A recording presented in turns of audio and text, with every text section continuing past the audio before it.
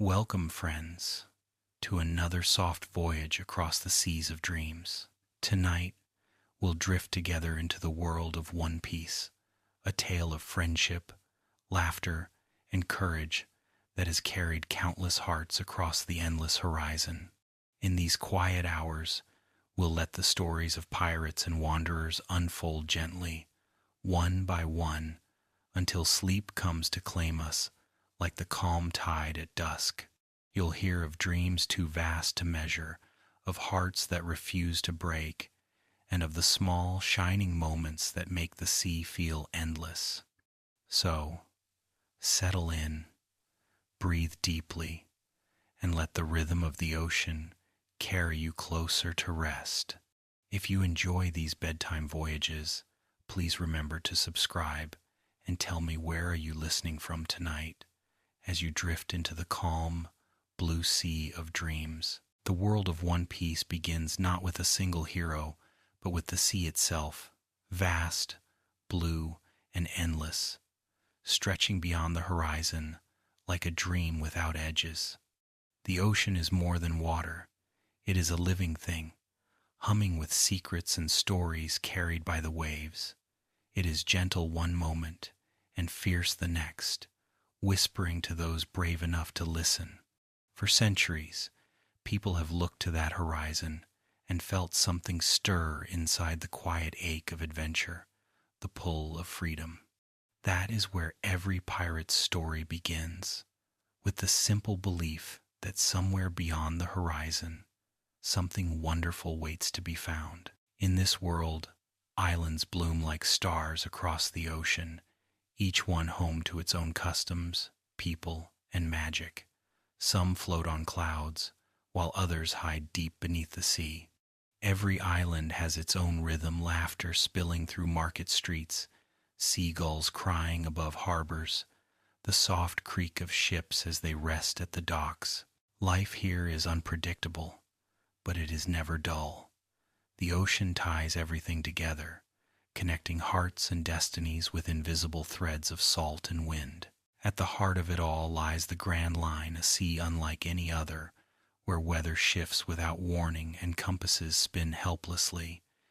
It is said that only those with true purpose can navigate its unpredictable waves. This isn't just a place, it's an idea, a test of courage and conviction. The Grand Line rewards dreamers and devours the unprepared. It is where legends are born and where countless pirates have set sail in search of something greater than gold. The sea does not promise safety, but it promises meaning. For those who sail its waters, the ocean becomes a mirror. It reflects who they are, their fears, their hopes, their truest selves. Every pirate who sets out does so with a dream that defines them. Some chase fame, some fortune, and others simply seek to be free. And yet, beneath every dream lies the same desire, to live without regret, to see the world, and to find one's place upon it.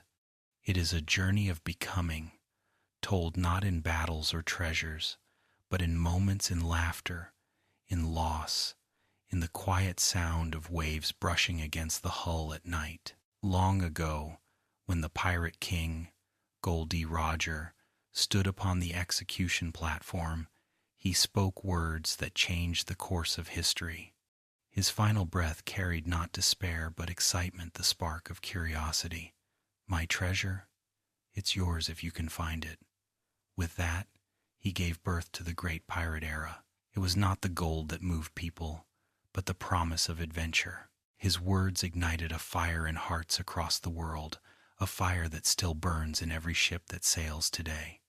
The sea became a canvas of dreams, painted by those who refused to let fear keep them ashore.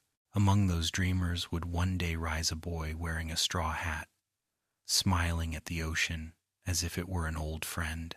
But before his sails ever caught the wind, countless others looked out at the same waters, wondering what lay beyond. The ocean holds not just the story of Luffy and his crew, but the story of humanity's endless desire to explore. It is the same longing that drives the fisherman to cast his net at dawn, the same wonder that makes children point toward distant ships. The sea calls to everyone differently, but it calls all the same. Even in stillness, the ocean tells stories. Beneath its surface lie ruins of civilizations lost to time, treasures swallowed by storms, and creatures that defy imagination. The sea remembers what people forget, the rise and fall of empires, the laughter of explorers, the tears of those who never returned. When the wind shifts, it carries those memories forward, whispering them to new generations of sailors. In this way, every voyage is both new and ancient, part of a never-ending cycle of discovery. The world of One Piece does not exist to be conquered. It exists to be experienced.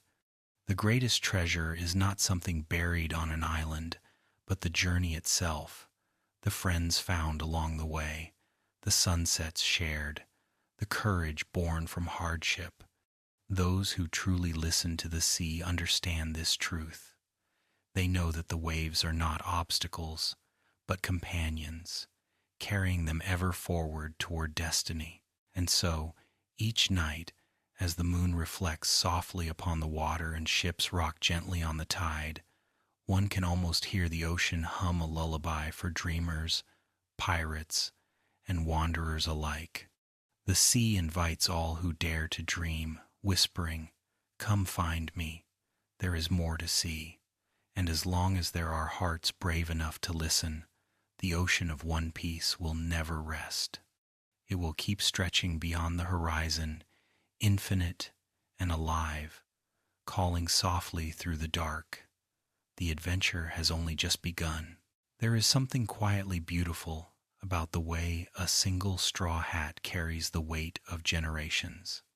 In the world of One Piece, it is not just a piece of clothing, not merely something to shield the sun. It is a symbol, a promise, a dream passed from one heart to another. The straw hat has rested upon the heads of legends and wanderers alike, each one adding their own story to its journey. Its frayed edges and weathered brim hold the touch of countless adventures, laughter, and tears. It is the thread that connects those who dared to set sail into the unknown, believing in something greater than themselves. Long before Luffy ever placed it upon his head, the straw hat belonged to Goldie Roger, the Pirate King himself. Under its brim, Roger faced the storming seas with a smile, his eyes full of light and mischief. The hat saw the birth of an era. It stood at the very beginning of the great age of dreams. When Roger's time came to an end, he entrusted that dream to another, to Shanks, the red-haired pirate, who would carry it forward with his own quiet strength. Shanks, too, lived by the same code: to laugh freely, to live boldly, and to protect what truly matters. Years later, when Shanks met a boy with a heart full of fire and wonder in a small coastal village, the hat found its next home. That boy was Monkey D. Luffy, bright-eyed, stubborn, and impossibly full of hope. Shanks saw something in him that reminded him of Roger, the same spark, the same unshakable spirit. When he placed the hat upon Luffy's head, it was more than a gesture. It was the passing of a legacy. "Promise me," he said, "that you'll give this hat back when you've become a great pirate." Those words settled deep into Luffy's heart, becoming a vow that would shape the rest of his life. From that day forward, the straw hat became part of Luffy's identity. It was his treasure, his constant companion, and a reminder of his promise to Shanks and to himself. Through storms, battles, and endless challenges, he kept it safe.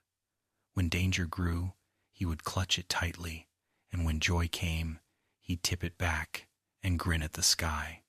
It was both shield and crown, a symbol of everything he stood for: freedom, loyalty, and belief in his friends. But what makes the straw hat truly magical is not its history, it's the spirit it represents. Every person who has worn it believed in a world where dreams are worth fighting for, where even the smallest voice can echo across the ocean. It stands for courage born from innocence, for laughter in the face of fear. It's a reminder that greatness doesn't come from power alone, but from heart. The straw hat teaches that even the humblest beginnings can lead to the grandest adventures. There are moments throughout One Piece when the hat becomes more than an object. When Luffy loses it, panic sets in not because it's valuable, but because it's irreplaceable. His friends understand its importance, treating it with reverence. They know that beneath its simple design lies the weight of dreams too large to measure. When Luffy removes his hat and places it on the ground, it's often a silent sign of respect, a quiet acknowledgement that the moment before him carries meaning beyond words. In the chaos of the Grand Line, where storms rage and empires rise and fall, the straw hat remains unchanged. It doesn't need gold or jewels to shine. Its magic lies in what it means, the belief that even when the world feels impossibly vast, one person's will can still make a difference. When people see that hat, they remember Roger's laughter, Shanks's kindness, and Luffy's unbreakable smile. It's a circle of hope, unending, unbroken. Sometimes, late at night, aboard the Thousand Sunny, when the waves are calm and the stars glitter above, Luffy can be seen resting with the hat tipped over his eyes. The crew speaks softly around him, their laughter a gentle hum against the rhythm of the sea. The hat sits there, catching the moonlight, glowing faintly with the spirit of those who came before. It's in those quiet hours that the meaning of the straw hat feels clearest. It isn't just about one dream, but about all the dreams woven together to make something eternal. And so, the straw hat continues its journey. It has crossed generations, survived battles, and traveled farther than any map could ever mark. One day, it may rest on another head, passed once more from one dreamer to the next. But no matter where it goes, it will always carry the same spirit, the belief that laughter can change the world, that friendship is the strongest bond, and that the ocean will always call to those brave enough to chase the horizon. It is, and always will be, the symbol of One Piece, simple, pure, and filled with the power of dreams. There is a warmth that lingers in every story about Monkey D. Luffy, a brightness that feels almost impossible to dim. From the moment he first grinned at the ocean, his heart was already set on adventure. Luffy is not the kind of hero molded by destiny or prophecy. He is a boy whose joy became a force of nature. His laughter echoes louder than storms, and his stubborn hope bends the impossible until it gives way. In a world filled with kings, warlords, and monsters, Luffy remains something beautifully simple, a boy who believes that friendship and freedom are worth more than anything else in the world.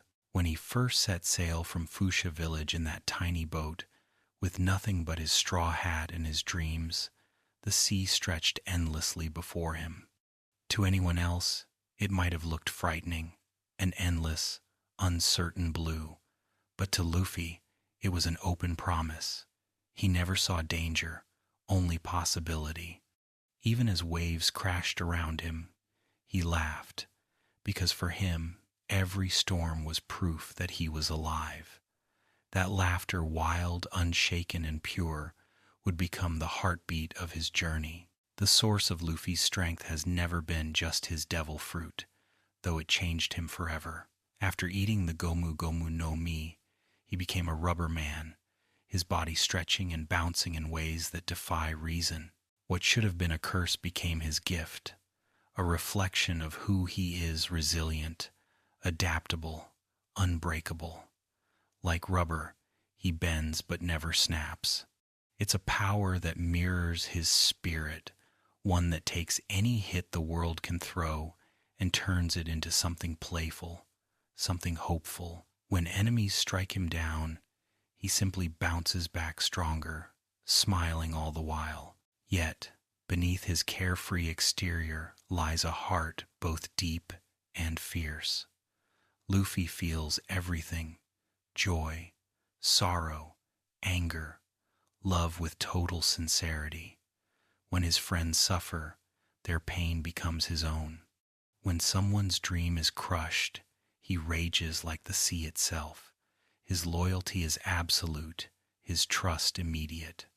It is what draws people to him: pirates, warriors, even enemies, who can't help but be moved by his unshakable belief in them.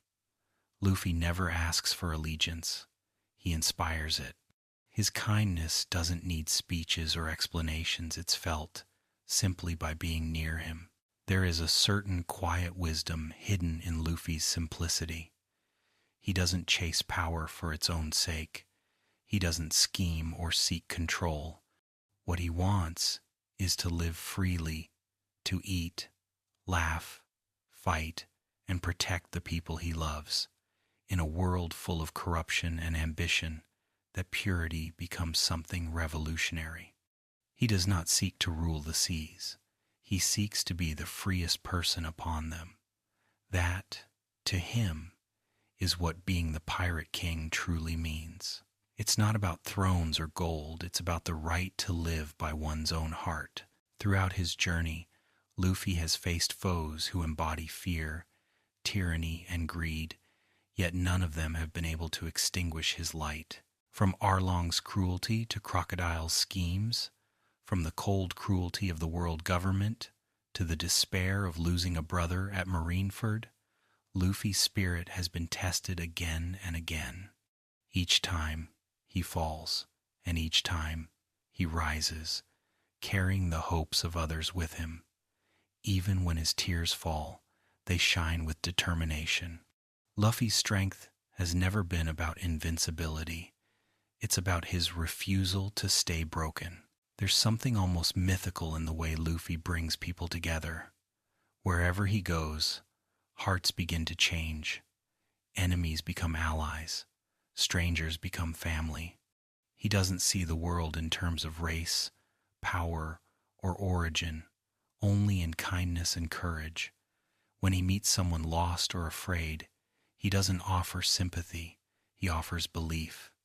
"You can do it," he says, as though it's the simplest truth in the world. And somehow, when he says it, they do. His belief in others makes them stronger, as if his will stretches out to hold theirs steady, just like his rubber arms. Still, even heroes have moments of silence. When the sea grows still and the stars appear, Luffy sometimes sits alone on the deck, staring up at the sky. His thoughts are rarely voiced, but in that quiet, one can sense them. He's thinking of his brothers Ace and Sabo, of promises made and dreams still waiting to be fulfilled. His grin returns soon after, wide and childlike, because Luffy never stays sad for long. He knows that the ocean never stops moving, and neither should he. There's a lesson in that smile that laughter can be a kind of strength, that innocence is not weakness, but defiance. Luffy doesn't laugh because he doesn't understand danger. He laughs because he refuses to let fear take root. The world of One Piece is filled with tragedy and cruelty, but through Luffy's eyes, it remains a place of wonder. He reminds everyone, his crew, his friends, even his enemies, that joy is worth fighting for. And so, he continues forward, guided by the stars, by the wind, and by his heart. Wherever he goes, the sea seems to ripple with warmth, as though it too smiles in his presence. To sail with Luffy is to remember what it means to dream fearlessly, to chase the horizon without hesitation, to find family in strangers, and to laugh in the face of the impossible. He is not the strongest man in the world, nor the smartest, but he is the freest. And in that freedom lies a kind of magic that no one can ever take away. The boy who smiles at the sea will one day reach the end of the Grand Line, Whether he finds the One Piece or not, it hardly matters because Luffy's true treasure has always been the life he's lived, the people he's met, and the laughter he's shared beneath endless skies. Among the Straw Hat crew, there is a presence that feels as steady as stone, silent, unwavering, and sharp as steel. Roronoa Zoro, the swordsman of the crew, is a man of focus and discipline, yet beneath that stoic surface burns a fire just as bright as Luffy's laughter. He doesn't chase freedom through joy, but through purpose. His dream is simple, but it consumes him entirely, to become the greatest swordsman in the world.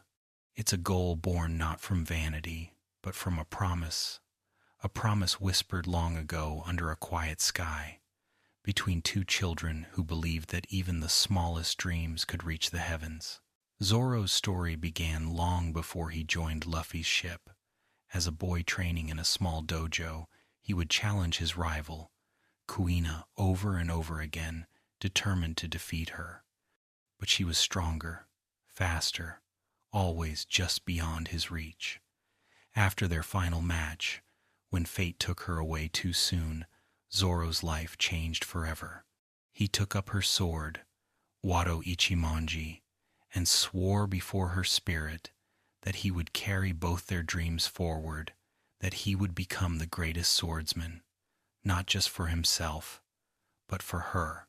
That promise became the core of his being, the reason his every breath and strike carries meaning. When Luffy found Zoro bound in that small marine base, hungry and half-starved but still unbroken, he saw not a criminal, but a man with unshakable resolve. Even before Zoro joined the crew, his loyalty had been decided not through words, but through respect. The moment he saw Luffy's determination, he recognized something familiar. Two dreamers, walking different paths toward the same horizon. From that point on, their bond was sealed not through obligation, but through belief. Zoro's strength is not only in his muscles or his mastery of blades, it is in his will. He trains relentlessly, even when the others sleep.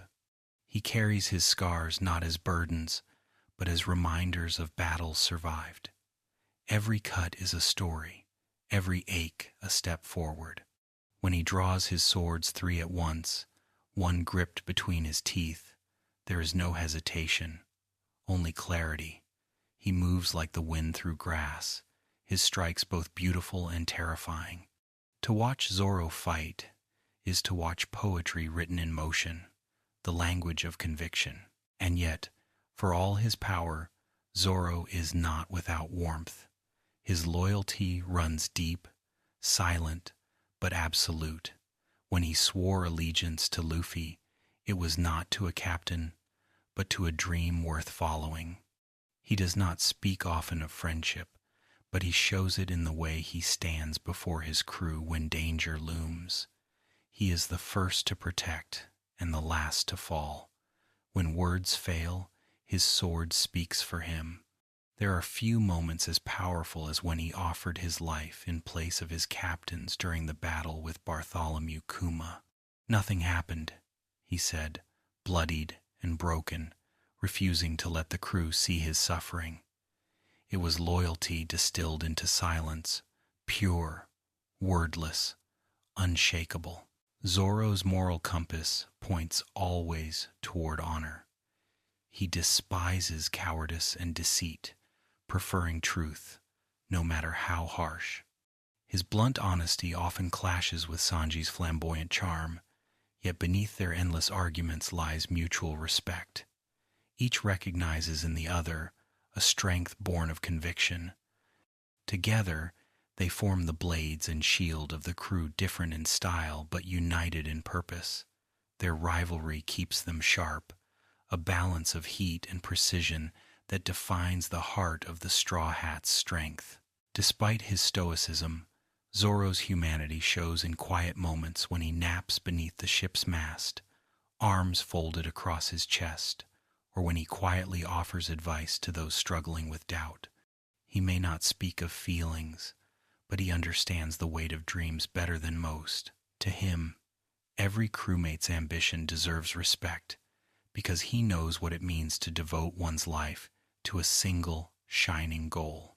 When he watches Luffy laugh or Nami smile, there's a faint curve at the corner of his mouth, a softness that reveals the depth of his heart. His sense of direction, or lack thereof, has become a running joke, one that brings warmth to the crew's long days. Even the greatest swordsman can lose his way, it seems, though Zoro always finds his path again when it matters most. The irony of a man who can cut mountains yet can't find a door never fails to draw laughter, and in those moments, even Zoro laughs, just a little a reminder that even the strongest among them is still human. Zoro's 3 swords each tell a part of his story.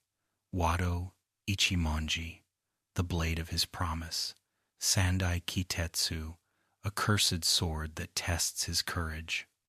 And Enma, the blade once wielded by the legendary Kozuki Odin, capable of drawing out a warrior's very soul.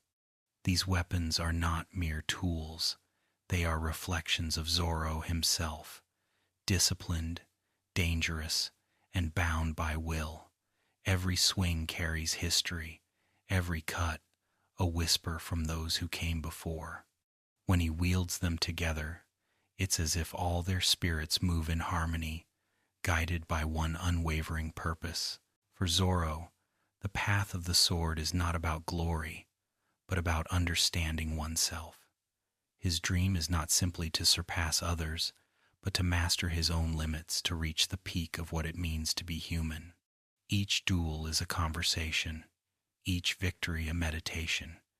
He has learned to respect those who fight with conviction, even if they stand against him. When he defeats an opponent, he does so with honor, offering them the dignity of recognition. At night, when the crew sleeps and the ship drifts through calm waters, Zoro often remains awake, sitting cross-legged on deck, his swords resting nearby. The moonlight glints off the steel, and the sea hums softly below. He breathes, slow and steady, eyes closed, lost in quiet thought. Perhaps he's remembering Kuina, or perhaps he's listening to the sound of the waves, feeling the rhythm of his own heart in time with the ocean's pulse. Roronoa Zoro's path is one of solitude, but it is not lonely. It is a road paved with discipline, loyalty, and dreams that cut deeper than any blade. He walks it with unwavering purpose, every step guided by the memory of a promise and the trust of the friends who walk beside him. One day, his name will reach the top of the world's strongest, but even then, he will not stop walking because the path of the sword never truly ends. It only grows quieter, sharper, and infinitely more beautiful. In every great voyage, there must be someone who knows where the winds are blowing, someone who can read the sky and sea and turn chaos into direction. For the Straw Hat crew, that person is Nami, the navigator, thief, and dreamer of maps. Hers is a journey shaped not by brute strength or fiery will, but by intellect, courage, and a heart that refused to stop hoping even when the world seemed cruel.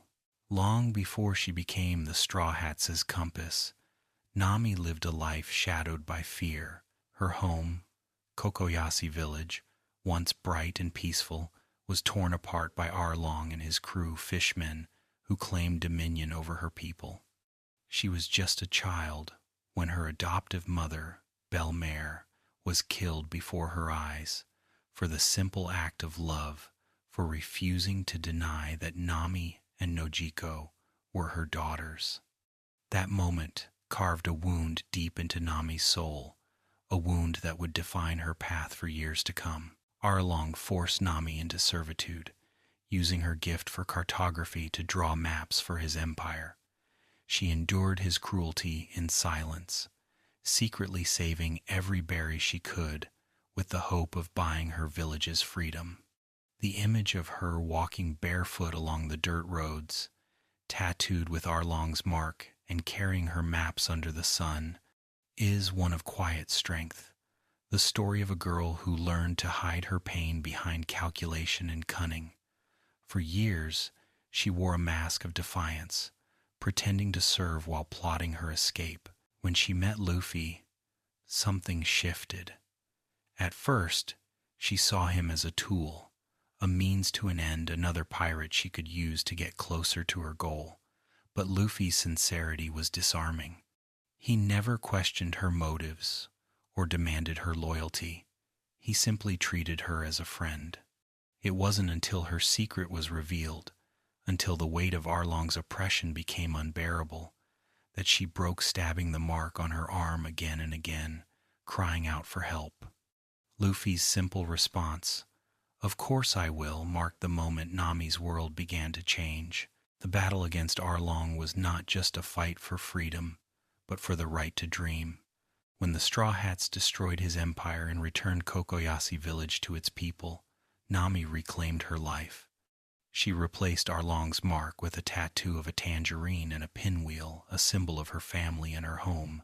And when she set sail again, it was not as a captive, but as a navigator chasing her own dream, to draw a map of the entire world. That dream is a reflection of Nami's nature, curious, meticulous, and endlessly seeking connection.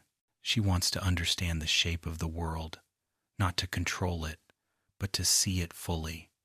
Her maps are her language of love and discovery. When she traces the outlines of continents and the sweep of ocean currents, she is drawing both the Earth's heart and her own. The sea, once her prison, has become her canvas. Nami's brilliance as a navigator is unmatched. She reads the weather as others read books, predicting storms and shifts in the wind with uncanny accuracy. Even the Grand Line, with its ever-changing climates and dangerous seas, bends to her understanding. Her weapon, the Climatact, may look like a simple staff, but in her hands, it becomes a tool of art and science. She bends lightning, calls wind, and crafts illusions from vapor, not through brute strength, but through intellect and intuition. For Nami, control over the weather is more than just battle technique. It's symbolic of her journey from a girl trapped under someone else's rule to a woman who commands the elements themselves. When she wields her Climatact, she is rewriting the balance of power, turning nature, once unpredictable and dangerous, into something she can trust. The storms no longer control her. She navigates them. Her relationship with her crewmates reflects her growth too. Nami's sharp tongue and quick temper often lead to laughter, but beneath her teasing lies deep care. She is the one who keeps the crew grounded, balancing Luffy's chaos, Zoro's stubbornness, and Sanji's constant affection with practicality. When they veer off course, she brings them back, not just with maps but with wisdom. Her strength is not loud, but it is steady, a reminder that leadership can be both gentle and firm. Nami also embodies the emotional intelligence of the crew. She senses danger before it arrives, not only through her mastery of weather but through her understanding of people. When others falter, she becomes the voice of reason, the steady heart that reminds them why they sail. Her bravery is quieter than Zoro's and less explosive than Luffy's, but no less powerful. It takes immense courage to be vulnerable, to feel deeply, and to still move forward, and that is what Nami does, over and over again. There's a tenderness to Nami's connection with the sea. Sometimes she stands alone on deck, wind in her hair, eyes fixed on the horizon.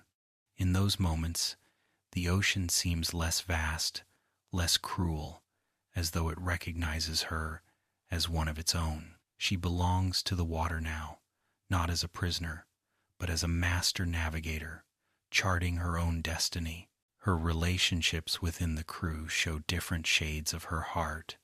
With Luffy, it's trust. She believes in his dream, as he believes in hers.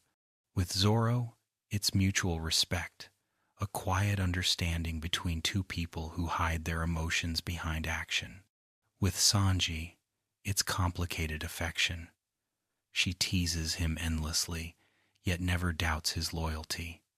And with Robin, there's sisterhood, a shared gentleness that anchors the chaos around them. Together, they create balance, the warmth that keeps the ship a home. Nami's evolution through the series is one of liberation. Every island she visits, every map she draws, is another piece of herself reclaimed. From the frightened girl of Kokoyasi to the confident navigator of the Thousand Sunny, she has become a symbol of self-determination. She teaches that intelligence is power, that kindness can coexist with strength, and that dreams, even fragile ones, can guide us through any storm. When she looks up at the night sky, the stars above mirror the islands below, tiny lights scattered across endless black. Somewhere between those lights, Nami is tracing invisible lines, connecting places, drawing meaning into the chaos. Her maps are not just tools, they are prayers of hope. Each stroke of ink, a step toward a complete understanding of her world. In many ways, Nami's story is the story of navigation itself, the act of finding your way when the path is uncertain, of trusting the wind to carry you forward even when the storm surrounds you. Her dream is vast, her heart vast enough to hold it, and though the sea will always be unpredictable, Nami sails it fearlessly, her charts and courage lighting the way. The world of One Piece is filled with warriors, kings, and legends, but it is Nami the girl with the tattoo of a tangerine and a pinwheel who reminds us that sometimes the greatest strength lies in the quiet determination to find our place on the map and to never lose sight of where we came from, no matter how far we travel. Every great crew needs a storyteller, someone who can weave fear into courage and doubt into laughter. For the Straw Hat Pirates, that person is Usopp, the sharpshooter with trembling hands and an imagination larger than the Grand Line itself. His journey is one of the most human in the entire world of One Piece, not because he was born strong, but because he dared to sail anyway. Usopp's story begins in Syrup Village, where his tall tales echoed through the cobblestone streets. Day after day, he ran through the village crying, "Pirates are coming," knowing it was never true. His lies were not meant to deceive, but to give life a sense of excitement, a spark of wonder in a quiet place that had forgotten how to dream. Behind those playful cries was a boy who missed his father, Yasopp, one of Shanks's red-haired pirates, and who wished to believe that his own courage might someday match the stories he told. His mother, Banchina, had fallen ill when Usopp was still young. Each day, he'd tell her that Yasopp was coming home soon, that his ship was just beyond the horizon. He knew it wasn't true, but the lie made her smile. When she passed, Usopp kept calling out, "Pirates are coming," not for attention, but because he couldn't bear the silence. His lies were a shield, a fragile defense against loss. They were his way of keeping hope alive. When Luffy arrived in Syrup Village, something inside Usopp shifted. Here was a boy who didn't need to lie to believe in adventure. Luffy lived it, laughed it, breathed it, and for the first time, Usopp saw what it meant to make stories real. When he joined the Straw Hats, it wasn't because he was brave, but because he wanted to be. He wanted to see the world that existed beyond imagination, to stand on the deck of a ship and face the truth with his own eyes. At first, Usopp's fear defined him. He would tremble at the sight of danger, hide behind his crewmates, and shout grand declarations he didn't fully believe. Yet, time and again, when the moment truly mattered, he stood his ground. His courage was not the absence of fear, but the choice to move through it anyway. That is what makes him so deeply relatable, not a hero untouched by doubt, but a man who fights despite it. Usopp's bond with the Going Merry, the crew's first ship, runs especially deep. It was more than wood and sail. It was home. He saw the Merry as a companion, one who carried them across endless seas and shared in every memory. When the ship began to break down, his refusal to let her go led to one of the most emotional conflicts in the crew's history. The fight between Luffy and Usopp was raw, painful, and real. It was not about pride, but about love, a boy unable to accept loss, clinging to what he held dear. When they fought under the pale glow of the street lamps, the clash of fists and tears spoke of something all too human, the fear of change, the ache of letting go. Though he left the crew temporarily, his heart never truly strayed. The moment he returned as Sogeking, the masked hero, we saw the core of who he truly was, a dreamer who turned his lies into courage. Sogeking wasn't just a disguise. It was Usopp's heart made brave. Through that persona, he found the strength to do what he couldn't as himself. And when he stood tall on the Tower of Justice, sniping at Eni's lobby to burn the world government's flag, it was more than a shot, it was a declaration. Usopp had finally learned that his stories could change the world. Usopp's skills as a sniper go far beyond simple aim. His precision is uncanny, guided not just by vision but by instinct. He sees trajectories where others see chaos, finding calm in the midst of storm. His weapons, crafted from ingenuity and creativity, mirror his personality, resourceful, unpredictable, and full of heart.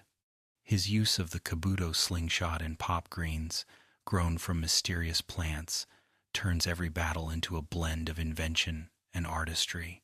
But beyond battle, Usopp's real strength lies in his empathy. He feels deeply fear, joy, pain, love, and it is through those emotions that he connects to others. He comforts those who are afraid because he knows what it feels like to be terrified.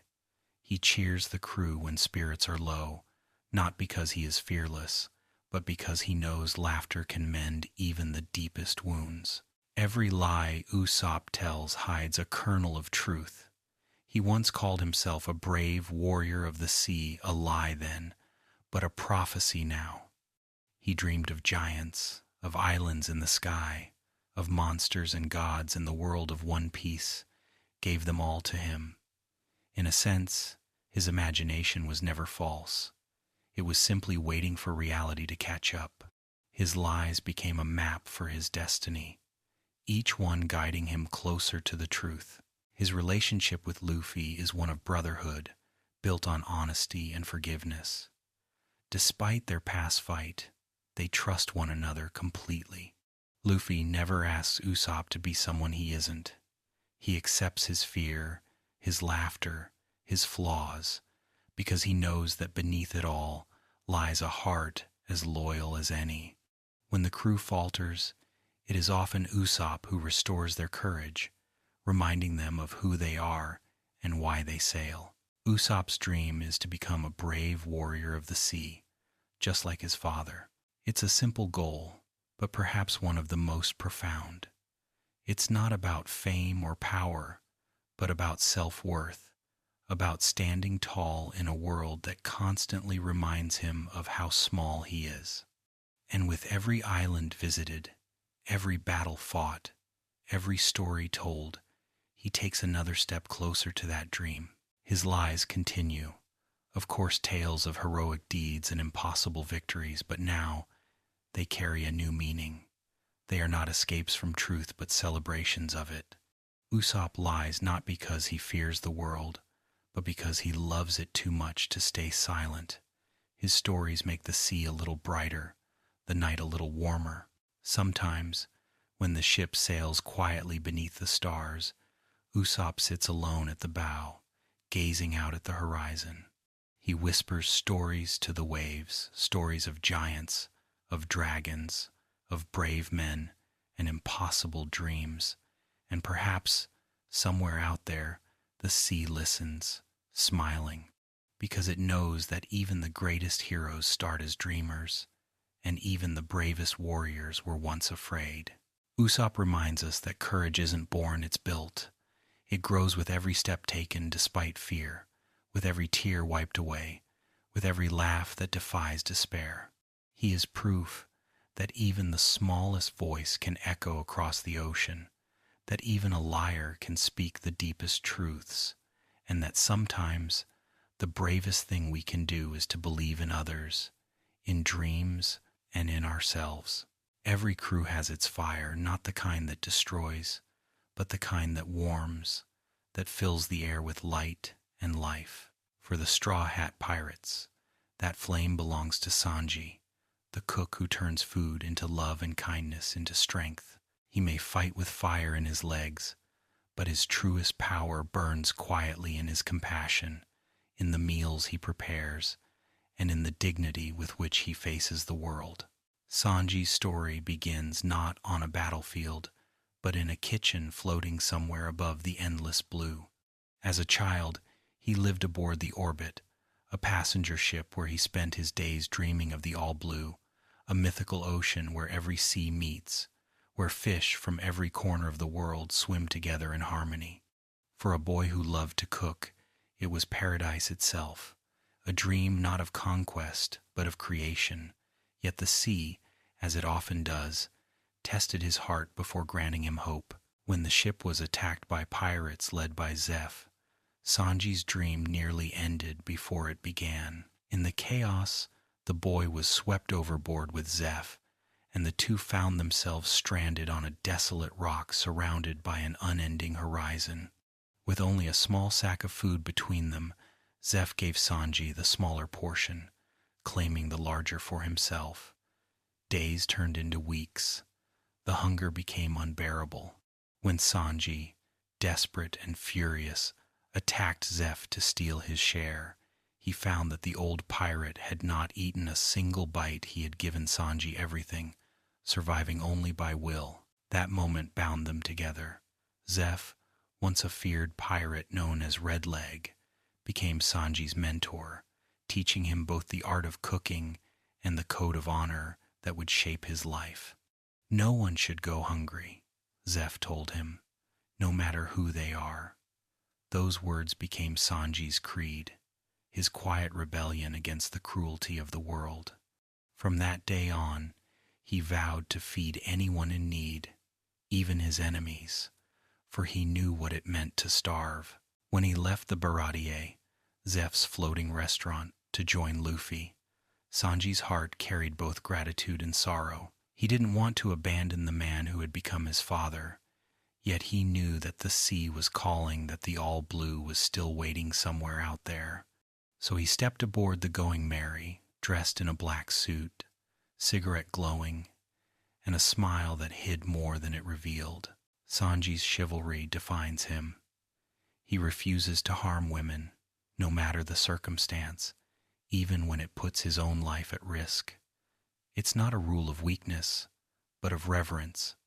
He fights for beauty, for kindness, for the ideal that gentleness should never be punished. His respect for women often borders on comedy, his flirtations endless, but beneath the humor lies sincerity. For Sanji, every act of protection is a way of honoring life, a vow to preserve what is precious in a world filled with cruelty. In battle, Sanji fights with his legs, not his hands.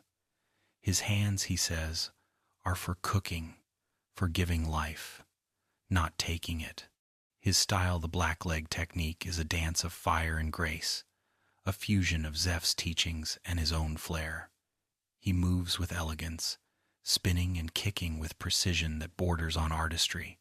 When his leg ignites with flames, it is as though his soul itself burns with conviction. The fire he conjures is not mere heat, it is passion made visible. Sanji's compassion often clashes with his pride. He is selfless to a fault, willing to sacrifice himself to protect others, yet he carries his burdens alone. During the ordeal on Whole Cake Island, when the truth of his royal lineage was revealed, Sanji's heart was torn between duty and love. Born into the Vinsmoke family, a dynasty of modified superhumans, he was cast aside for his kindness and emotion deemed a defect. His father, Judge, saw him as a failure, a disgrace to their name. But what Judge saw as weakness became Sanji's greatest strength. His empathy was his humanity, and no experiment could ever take that from him. The pain of returning to his family's world nearly broke him. Forced into an arranged marriage, he hid his tears behind cigarettes and sarcasm, trying to protect his crew by pushing them away. When he kicked Luffy, pretending to reject him, the act was agony, a lie made of love. Luffy's response, standing, bloodied and starving, refusing to leave, reminded Sanji that family is not defined by blood, but by bond.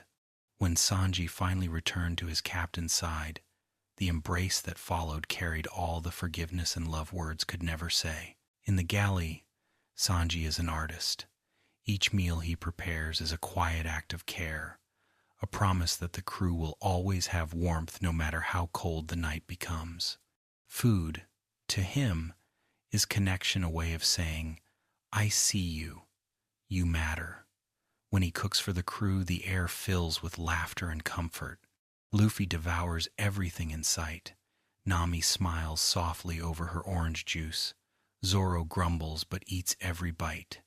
And Sanji just watches, cigarette smoke curling upward, a small smile hidden behind the flame. He knows the power of food, how it can heal, how it can unite. His meals bring the crew together in ways no battle ever could. Around the table, they are not warriors or fugitives. They are family. And in that warmth, Sanji finds his peace. Sanji's relationship with Zoro is one of constant friction and quiet respect. Their rivalry is comedic, explosive, and deeply rooted in admiration. Each pushes the other forward, Zoro's stoic pride meeting Sanji's fiery elegance in an endless dance of opposition. They insult each other with words sharp as swords, yet when the moment calls for it, they fight side by side without hesitation. Beneath every insult is trust. Sanji's journey, at its core, is about the balance between love and pride, about learning that caring deeply is not a weakness, but a strength few possess. His chivalry, his passion, his fire, all come from the same place, a refusal to let the world's cruelty extinguish his warmth. He has faced rejection, hunger, heartbreak, and shame, yet he continues to rise, lighting his cigarette with the same calm grace each time, as if to say, the flame still burns. At night, when the sea is still and the crew sleeps, Sanji often lingers in the kitchen. The only sound is the gentle bubbling of a pot, the rhythm of the waves against the hull. He hums softly as he cooks something simple, a stew perhaps, or a dessert for the morning. His movements are slow, deliberate, reverent. Every ingredient, every stir, is a prayer to the people he loves. Sanji's dream, the all-blue, remains distant, unseen, but never forgotten. Somewhere, he believes, there is a place where every sea meets, where every flavor comes together, and where no one ever goes hungry. Until he finds it, he will keep sailing, keep cooking, and keep loving the world in the only way he knows, with warmth, with fire, and with an unwavering heart. And in that endless pursuit, Sanji reminds us that kindness is not softness, it is strength, pure and bright, the kind that feeds others, lifts them, and keeps them alive, even in the darkest of nights. In a world of pirates and monsters, where strength is often measured by the blade or by power alone, There sails one small reindeer who shows that true courage lies in kindness.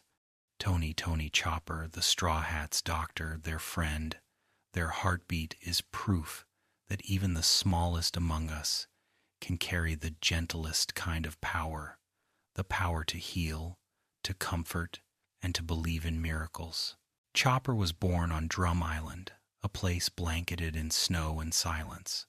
From the moment of his birth, he was different, a blue-nosed reindeer among a herd that did not understand him.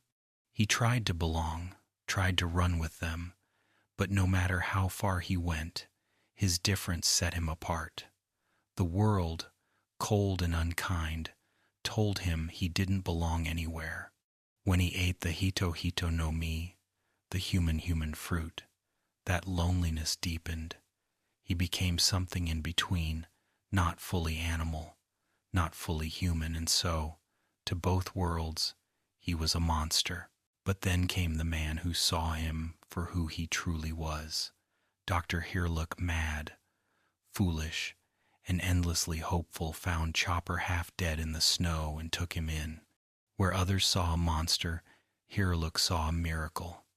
He nursed Chopper back to health, not just with medicine, but with laughter and kindness. Under Hirlook's care, Chopper learned that healing was not just a science, but an act of love. He listened to his mentor's ramblings about cherry blossoms that could cure even the most broken heart, about hope that bloomed even in winter. To the young reindeer, those words became gospel proof that beauty and healing could exist in the same breath. When Hirlook's illness grew worse, Chopper, desperate to save him, searched for a cure. He found a poisonous mushroom, believing it to be a medicine. In his innocence, he brewed it for the only father he had ever known. Hirlook drank it without hesitation, smiling even as he felt the poison in his veins. His final words still echo through Chopper's heart. When does a man die? When he is shot in the heart? No. When he eats a soup made from a deadly mushroom? No. A man dies when he is forgotten. That moment shaped Chopper's life forever. He vowed that no one would ever die forgotten, that he would carry Hirlook's dream of healing the world forward. He studied under Dr. Kureha, the sharp-tongued, ageless witch of Drum Island, who honed his skill and taught him the true art of medicine, not just potions and surgery, but compassion and courage. When Luffy's crew arrived on the island and extended a hand of friendship, Chopper hesitated. For so long he had been rejected, called a monster, feared and shunned. To join a crew meant risking that pain again. But when Luffy simply said, "You're not a monster, you're our friend," the snow itself seemed to melt.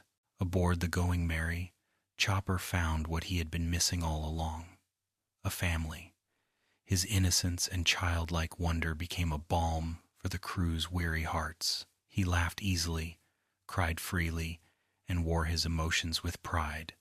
To the Straw Hats, he was not just their doctor, he was their little brother, their warmth on cold nights, their reminder that even in a world of chaos, innocence could still bloom. Chopper's skills as a doctor are nothing short of extraordinary. His understanding of herbs, anatomy, and chemistry allows him to treat wounds that would fell even giants. Yet it is not only his knowledge that heals, it is his heart. He tends to the sick with a tenderness that feels sacred, as if each bandage carries a prayer. Whether he's stitching a wound, brewing medicine, or simply holding a crewmate's hand through pain, Chopper's presence alone brings comfort. His devil fruit power grants him the ability to shift between forms, from tiny reindeer to human-like hybrid to towering beast. At first, these transformations frightened him. The monster point especially felt like a curse, a loss of control, a glimpse of the creature everyone once said he was. But over time, he learned to embrace even that part of himself. With help from his friends and his own inventions, He turned the fearsome transformation into a tool of protection. The monster within him became not something to hide, but something to wield with love. Chopper's innocence makes him the heart of the crew.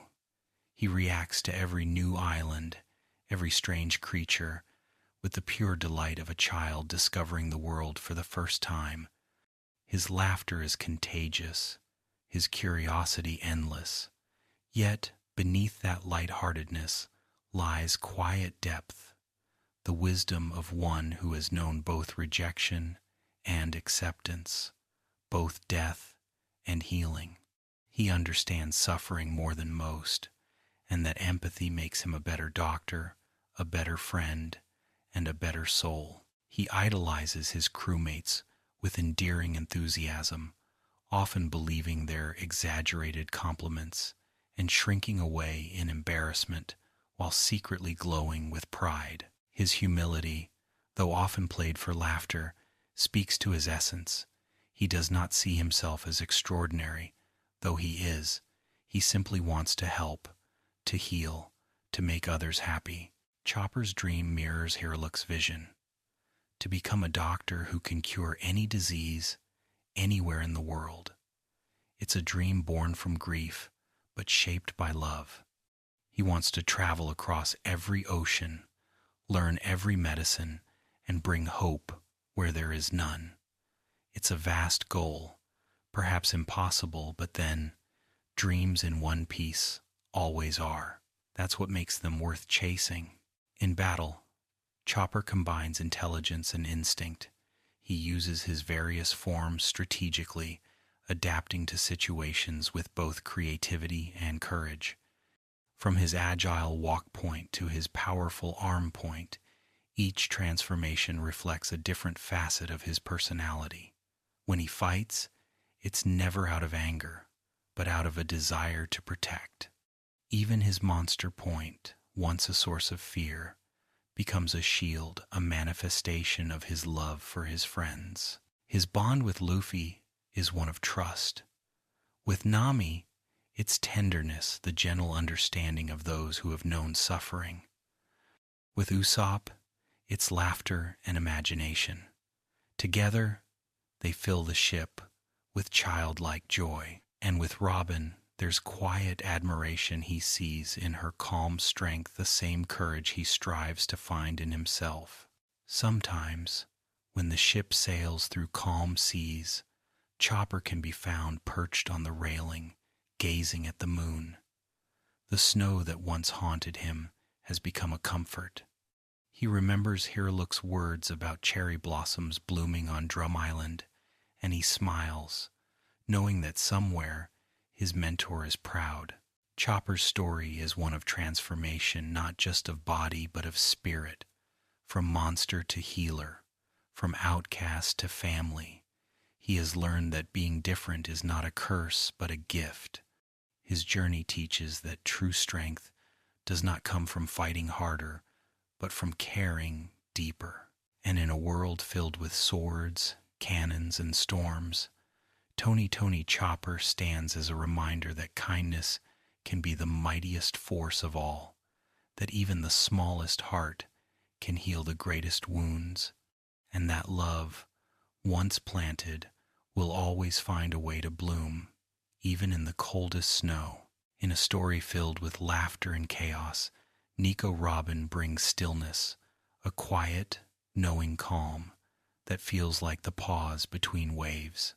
She is the scholar of the crew, the reader of forgotten truths, and the survivor of a tragedy so deep it once made her doubt her own right to live.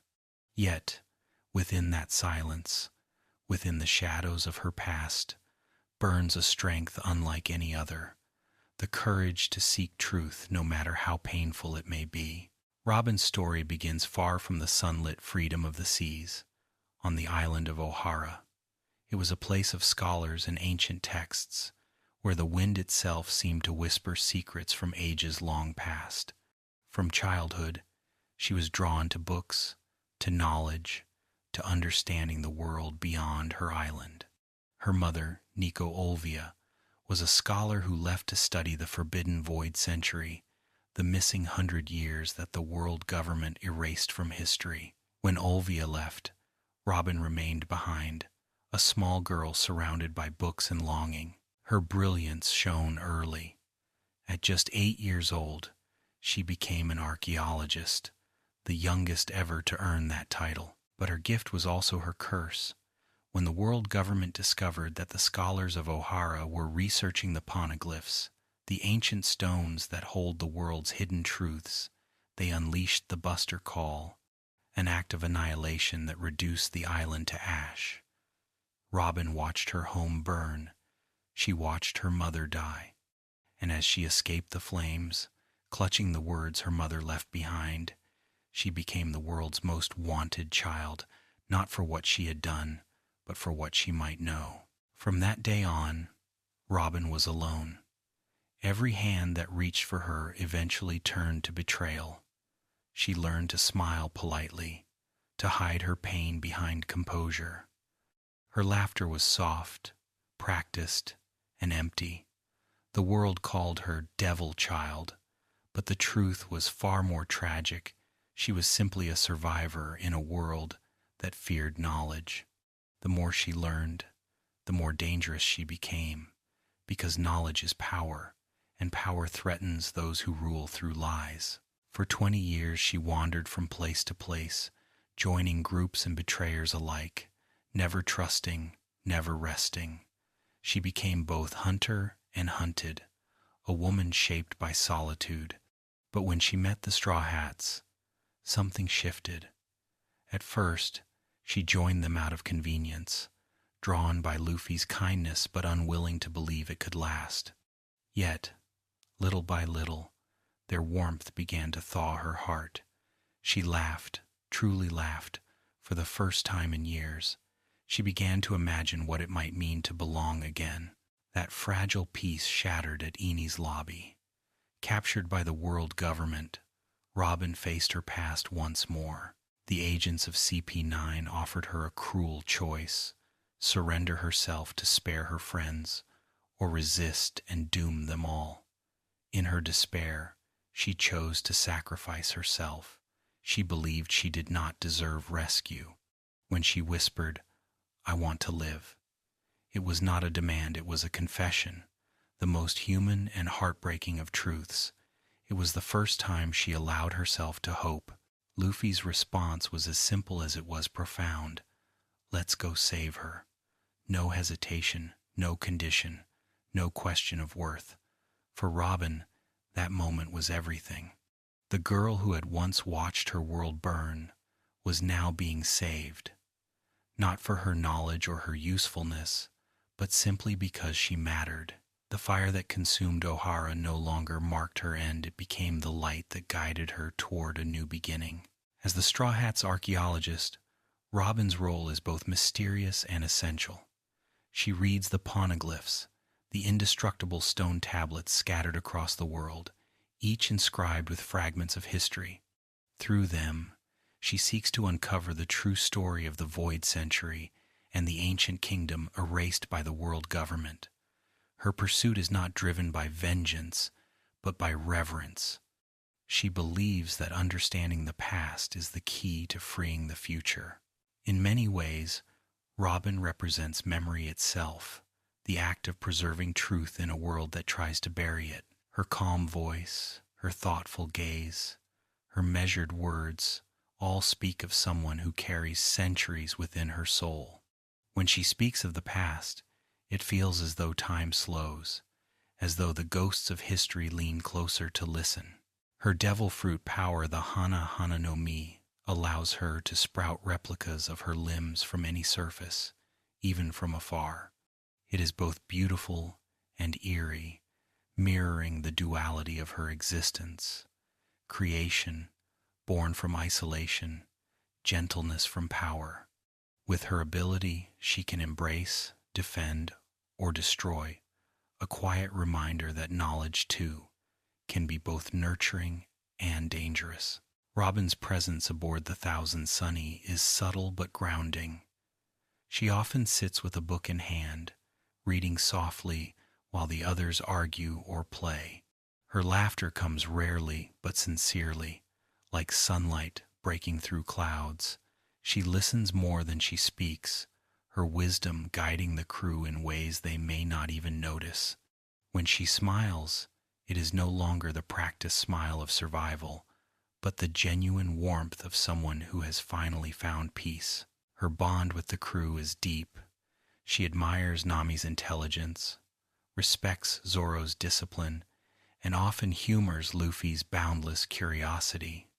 With Frankie, she shares an unspoken understanding, two people with pasts marked by tragedy who found redemption through creation. And with Chopper, she shows maternal tenderness, comforting him when fear creeps in. Robin's dream to uncover the true history of the world is perhaps the most dangerous of them all. It is not just a quest for knowledge, but a rebellion against ignorance. By seeking truth, she defies the system that tried to erase her people. Each poneglyph she deciphers is a piece of resistance, a whisper from the dead, carried forward by the living. She is, in many ways, the embodiment of humanity's thirst for truth, quiet, relentless, and unbreakable. Sometimes, on calm nights, she looks up at the stars, her expression unreadable. Perhaps she sees the constellations as another kind of script, another history written across the heavens. She thinks of O'Hara, of the library buried beneath snow and ash, and smiles faintly.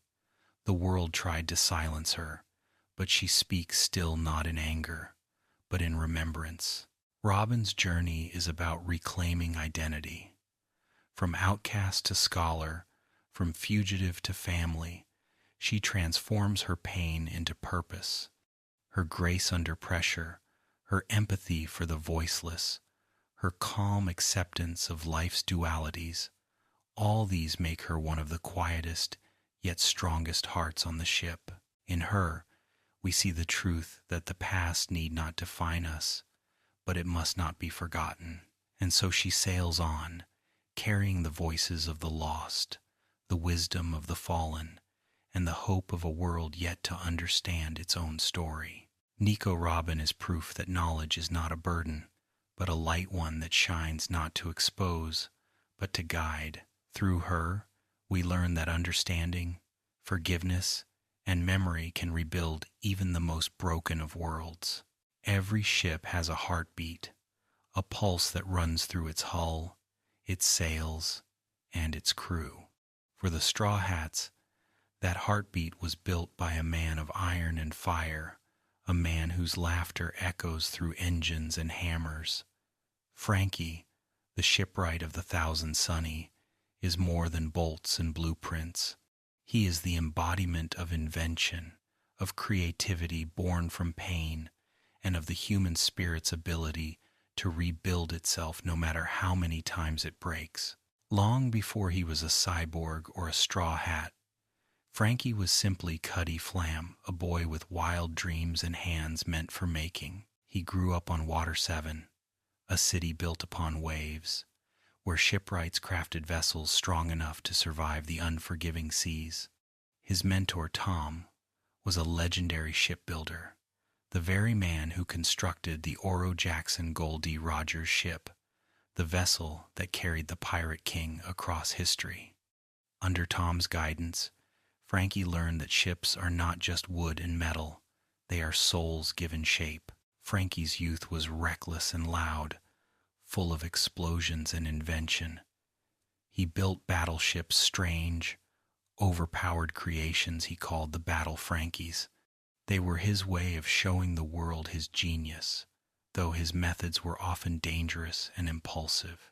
Yet, beneath his bravado, he carried a deep respect for the craft, for the sea, and for Tom, who taught him that a true shipwright builds to bring dreams to life, not to destroy. When the world government came for Tom, accusing him of aiding the Pirate King, Frankie's world began to crack. He tried to defend his mentor, but his own inventions were used against him, twisted into weapons that justified Tom's arrest. In an act of defiance, Frankie stood on the tracks to block the sea train that was taking Tom away. The impact shattered his body but not his will. Using scraps of metal and his own unyielding spirit, Frankie rebuilt himself.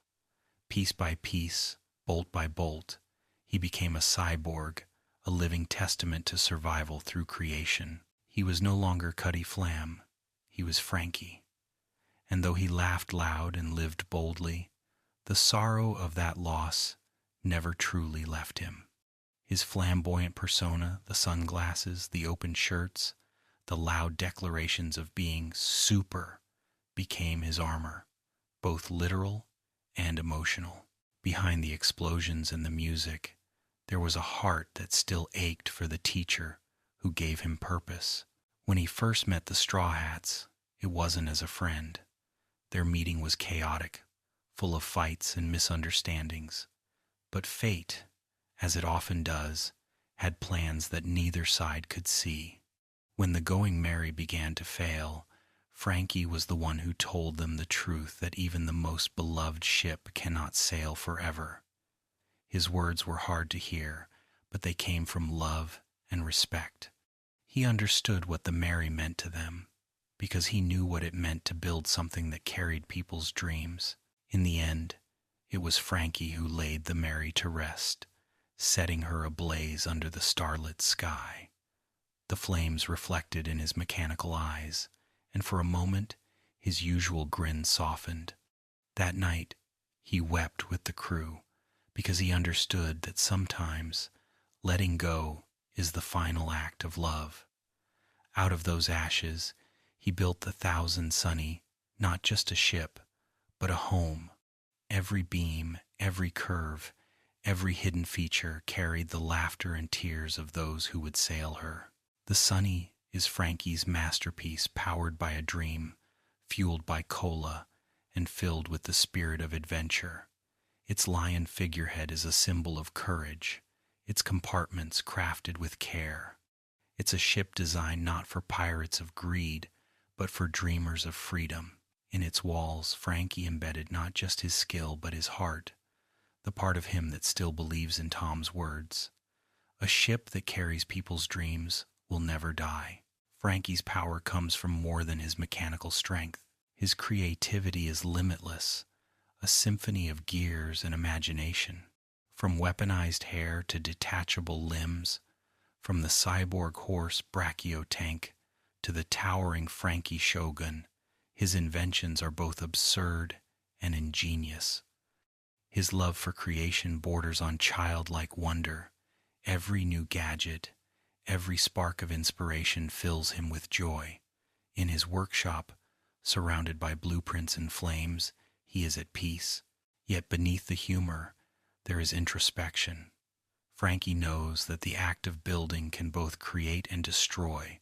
He carries guilt for the battle Frankies that once harmed others, and that guilt drives him to build only for good, to protect, to inspire, to move forward. His metal hands, once used for destruction, now mend and strengthen. In that transformation lies the heart of who he is, a man who turned ruin into renewal. Frankie's relationship with the crew is filled with warmth and laughter. He shares Sanji's love of flair, trades jabs with Zoro, and finds in Robin a quiet understanding. Their connection runs deeper than words. She once saved him from despair, and he has never forgotten. With Usopp, he shares an inventor's bond, the joy of creation, and the thrill of absurd ideas made real. Together, they are the ship's twin sparks of imagination, always tinkering, always dreaming. Despite his mechanical body, Frankie is one of the most human members of the crew. He laughs loudly, cries freely, and loves openly. His heart encased in steel and powered by cola beats for the people who believe in him. Every time he shouts "Super," it's not just bravado, it's a declaration of life. He celebrates existence in all its messy, beautiful imperfection. Frankie's dream is to build and sail a ship that will one day reach the end of the Grand Line, the final sea, the place where the world's mysteries converge. He doesn't want to be remembered as a genius or a warrior, but as the man who built the vessel that carried legends. For him, the sunny is not his creation, it is his legacy, a living symbol of his faith in the people he calls family. There's a moment, often unnoticed, when Frankie gazes out over the sea, the wind rustling his blue hair, his metal skin glinting in the sunlight. In that stillness, the loudest man on the ship grows quiet. Perhaps he's thinking of Tom, of the workshop filled with sawdust and laughter, of the promise he made to build ships that make people smile. Perhaps he's thinking of the Mary, of the night her flames rose into the sky. Or perhaps he's simply listening to the hum of the Sunny's engines, to the heartbeat of his own creation. Frankie's story reminds us that building is an act of love. To create something, whether it's a ship, a meal, or a bond, is to believe in tomorrow. He teaches that no matter how broken we become, we can always rebuild stronger, brighter, and more super than before. And when the thousand Sunny sails across the horizon, its lion figurehead roaring proudly into the wind, it carries with it the soul of its builder, a man of iron and laughter, whose heart beats not with machinery, but with the joy of creation itself. In the quietest corners of the thousand Sunny, where moonlight touches the pages of ancient books, there is one crewmate who carries the silence of 1,000 years. Nico Robin, the archaeologist, the survivor, the whisper of lost history moves with grace and calm that belies the storms she has endured. Her presence is steady and thoughtful, a balance to the crew's chaos, and yet, within her gentle smile, lies the story of the world's greatest secret. Robin's life began on the island of O'Hara, a place of scholars and libraries, where knowledge flowed like water, and every child grew up surrounded by questions. From a young age, she was gifted able to read and learn faster than most adults. But her gift came with a curse. The scholars of O'Hara studied the forbidden poneglyphs, great stone tablets inscribed with the language of the void century, 100-year gap in history that the world government has erased from memory. To read them was a crime, and to understand them was an act of rebellion. Robin's mother, Nico Olvia, was one of those scholars. She left the island when Robin was still a child, embarking on a dangerous voyage to uncover the truth. Left behind, Robin found comfort among the archaeologists of O'Hara's Tree of Knowledge, particularly Professor Clover, who treated her not as a child but as a fellow seeker of truth. Under his care, she learned to read the ancient language, her curiosity blossoming like the great tree itself. But peace rarely lasts in one piece. When the world government discovered O'Hara's research, they declared it heretical. The scholars were labeled traitors, and the island was sentenced to destruction under the terrifying command of a Buster Call, a fleet sent to erase all trace of forbidden knowledge.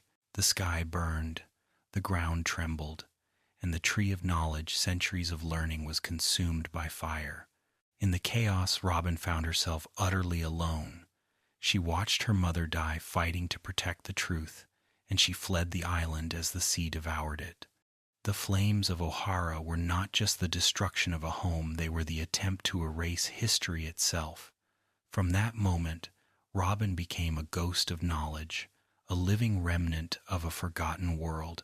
The world government branded her a criminal, calling her the Devil Child. They claimed she could destroy the world, and bounties were placed upon her head before she was even grown. She wandered from island to island, using her intellect to survive, never able to trust, never able to rest. Every hand extended to her eventually turned against her, out of fear or greed. For 20 years, she lived as a shadow, reading, listening, surviving. She joined organizations not out of loyalty, but out of necessity, each one eventually betraying her trust. When she joined Crocodile and Baroque Works, It was not because she believed in their goals, but because she needed protection. Yet even there, surrounded by deception and power, she kept searching for the truth of the void century. The poneglyphs were her compass, the whispers of the past her only friends. It was in Alabasta, however, that fate intervened again in the form of a boy with a straw hat and an impossible dream. When Luffy spared her life, Robin found something she hadn't known in years: kindness without condition. He didn't care who she was or what she had done. He offered her a place on his ship simply because she wanted to live. That moment changed everything. For the first time since Ohara, Robin chose life, not survival, not hiding, but truly living. Yet old wounds don't vanish easily. Even among the Straw Hats, Robin carried the weight of her past like a shadow. She laughed and smiled, but there was always distance in her eyes. When CP9 came for her in Eni's lobby, demanding her return to the world government, she accepted without a fight. She believed she was a curse, that her presence would bring only destruction to the friends she had come to love. But the crew refused to let her go. They burned the flag of the world government, an act of open defiance, and declared war on the world itself to bring her home. When Luffy shouted her name, demanding that she say what she truly wanted, Robin finally broke. Her voice trembled as she cried out, "I want to live." It was the first time she had ever said it aloud, and in that moment, centuries of silence shattered. The girl who had survived the destruction of her home finally chose to be alive, not as a fugitive, but as a person worthy of love and belonging. After Eni's lobby, Robin's presence on the ship changed subtly but profoundly. She laughed more often, shared stories, and offered quiet wisdom. She still spent long hours reading and researching, but now the shadows that clung to her seemed gentler, softened by the warmth of family. The Straw Hats had not erased her pain, but they had given it meaning. They had become her new history. Her knowledge remains one of the most dangerous forces in the world. She alone can read the language of the poneglyphs, and through them she seeks the Rio poneglyph, the one tablet said to contain the true history of the world. This quest is not about power or revenge. It is about truth. Robin does not seek to destroy the world, but to reveal it. She believes that the truth, however painful, is what connects humanity, that forgetting is the true death of civilization. Her power, the Hana no Mi, the flower fruit, allows her to sprout copies of her limbs from any surface, including other people.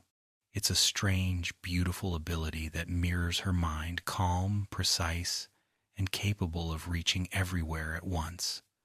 In combat, she moves like a dancer, her attacks elegant and controlled. Yet her powers also reflect her inner world, to reach out, to touch, to connect things she once feared to do. Over time, Robin has become a symbol of grace under pressure. She is often the calm voice when others panic, the quiet strategist who sees the larger picture. Her intelligence and empathy make her irreplaceable. She listens deeply, not just to words, but to silences. When her crewmates laugh, she watches with affection, understanding the value of joy because she knows what life without it feels like. The memory of Ohara still lingers in her dreams. Sometimes she thinks of her mother, of the scholars, of the flames that took everything she loved. But now, when she wakes, she hears the ocean outside her window and the laughter of her friends. The past no longer imprisons her. It fuels her purpose. Every step she takes toward uncovering the world's secrets is also a step toward honoring those who burned for knowledge. There's something poetic about Robin's journey. A woman once hunted for knowing too much now sails with people who love her for exactly that. Her wisdom is their strength. She reads the stones of the past, while they write new stories in the waves. Together, they are building a bridge between what was and what can be. And sometimes, late at night, Robin closes her book and simply listens to the creak of the ship, the distant call of the sea, the muffled laughter from the deck. For a woman who once lived in silence, these sounds are the music of belonging. Robin teaches us that survival is not enough, that to truly live, we must allow ourselves to be seen, to be loved, and to seek truth even when it hurts. Her calm is not emptiness, but peace hard won through suffering. Her smile is not the absence of pain, but its transformation. In the end, she is not the devil child the world named her. She is the keeper of humanity's memory, the bridge between centuries, and the quiet heart of the Straw Hat crew. In a world filled with warriors, pirates, and monsters, sometimes the truest courage comes from the smallest heart. Tony Chopper, the blue-nosed reindeer, the doctor of the Straw Hat Pirates, is a symbol of purity, compassion, and childlike wonder in a sea that can so often feel cold. He is both beast and man, both doctor and dreamer, a creature who stands between worlds and finds joy in healing them. His story is soft and sad, full of innocence, shaped by loneliness and transformed by love. Chopper was born on Drum Island, a snowy kingdom where the wind howls through icy mountains and the people's hearts were just as frozen. He was different from the start, a reindeer with a strange blue nose that made him an outcast even among his herd. They shunned him, driving him away because he didn't belong. When he ate the hito no mi, the human fruit, everything changed, and yet, somehow, nothing did. He gained the ability to speak and think like a human, but the people of Drum Island saw him as a monster. The reindeer called him strange, and the humans called him beast. In that in-between space, Chopper became utterly alone. It was in that loneliness that he met Dr. Hiraluk, a madman to some, a fool to others, but to Chopper, the first person who ever showed him kindness. Hiraluk was a quack doctor, a man with more heart than skill, who believed in the power of miracles. His dream was to heal not just bodies, but hearts, to cure the disease of despair that plagued his land. Hiraluk saw Chopper not as an animal or a monster, but as a child in need of care. And so, for the first time, Chopper found family. Under Hiraluk's wild and tender guidance, Chopper learned about medicine, but more importantly, about what it means to live.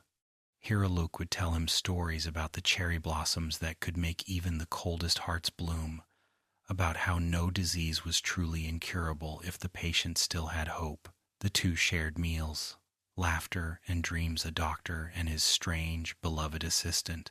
But Hiraluk was dying. His body was weak, and his time was short. When Chopper discovered this, he was desperate to save him. Believing that he could find a cure, he risked everything, even his own life, to obtain what he thought was a medicine that would help. He fought through danger, bloodied and bruised, just to bring it home. But the cure he brought was poison. When Hiraluk drank it, he smiled anyway. He told Chopper that he was proud of him, that he had made him happy, that his life had meaning because he had found love in a world that had rejected him. When Hiraluk died, his final act was not one of despair, but of hope. He climbed the mountain, detonating his final experiment, cherry blossoms made of dust and medicine, a pink explosion that painted the sky. It was his dream made real, a vision of beauty in the cold. That moment burned itself into Chopper's heart forever. After Hiraluk's death, Chopper was taken in by Dr. Kureha, the sharp-tongued, wise, and fiercely independent physician who became his new mentor. Under her guidance, he grew into a skilled doctor, one capable of performing miracles, Yet despite his brilliance, he never lost his childlike heart. He still laughed too loudly, cried too easily, and believed too deeply in the goodness of others. When Luffy and the Straw Hats arrived on Drum Island, Chopper's life changed again. At first, he resisted joining them, afraid of rejection, afraid of the pain that came from caring. But Luffy, with his usual simplicity, shattered that fear. He told Chopper that he wanted him because he was amazing, because he could help people, because he was part of their adventure. For someone who had spent his entire life being told he didn't belong anywhere, those words were everything. On the Sunny, Chopper found what he'd always searched for, a family that saw him for who he was. They teased him, protected him, and trusted him. His laughter joined theirs, his fears were soothed by their kindness, and his medical skills saved their lives more than once. For the first time, his genius and his heart both had a home.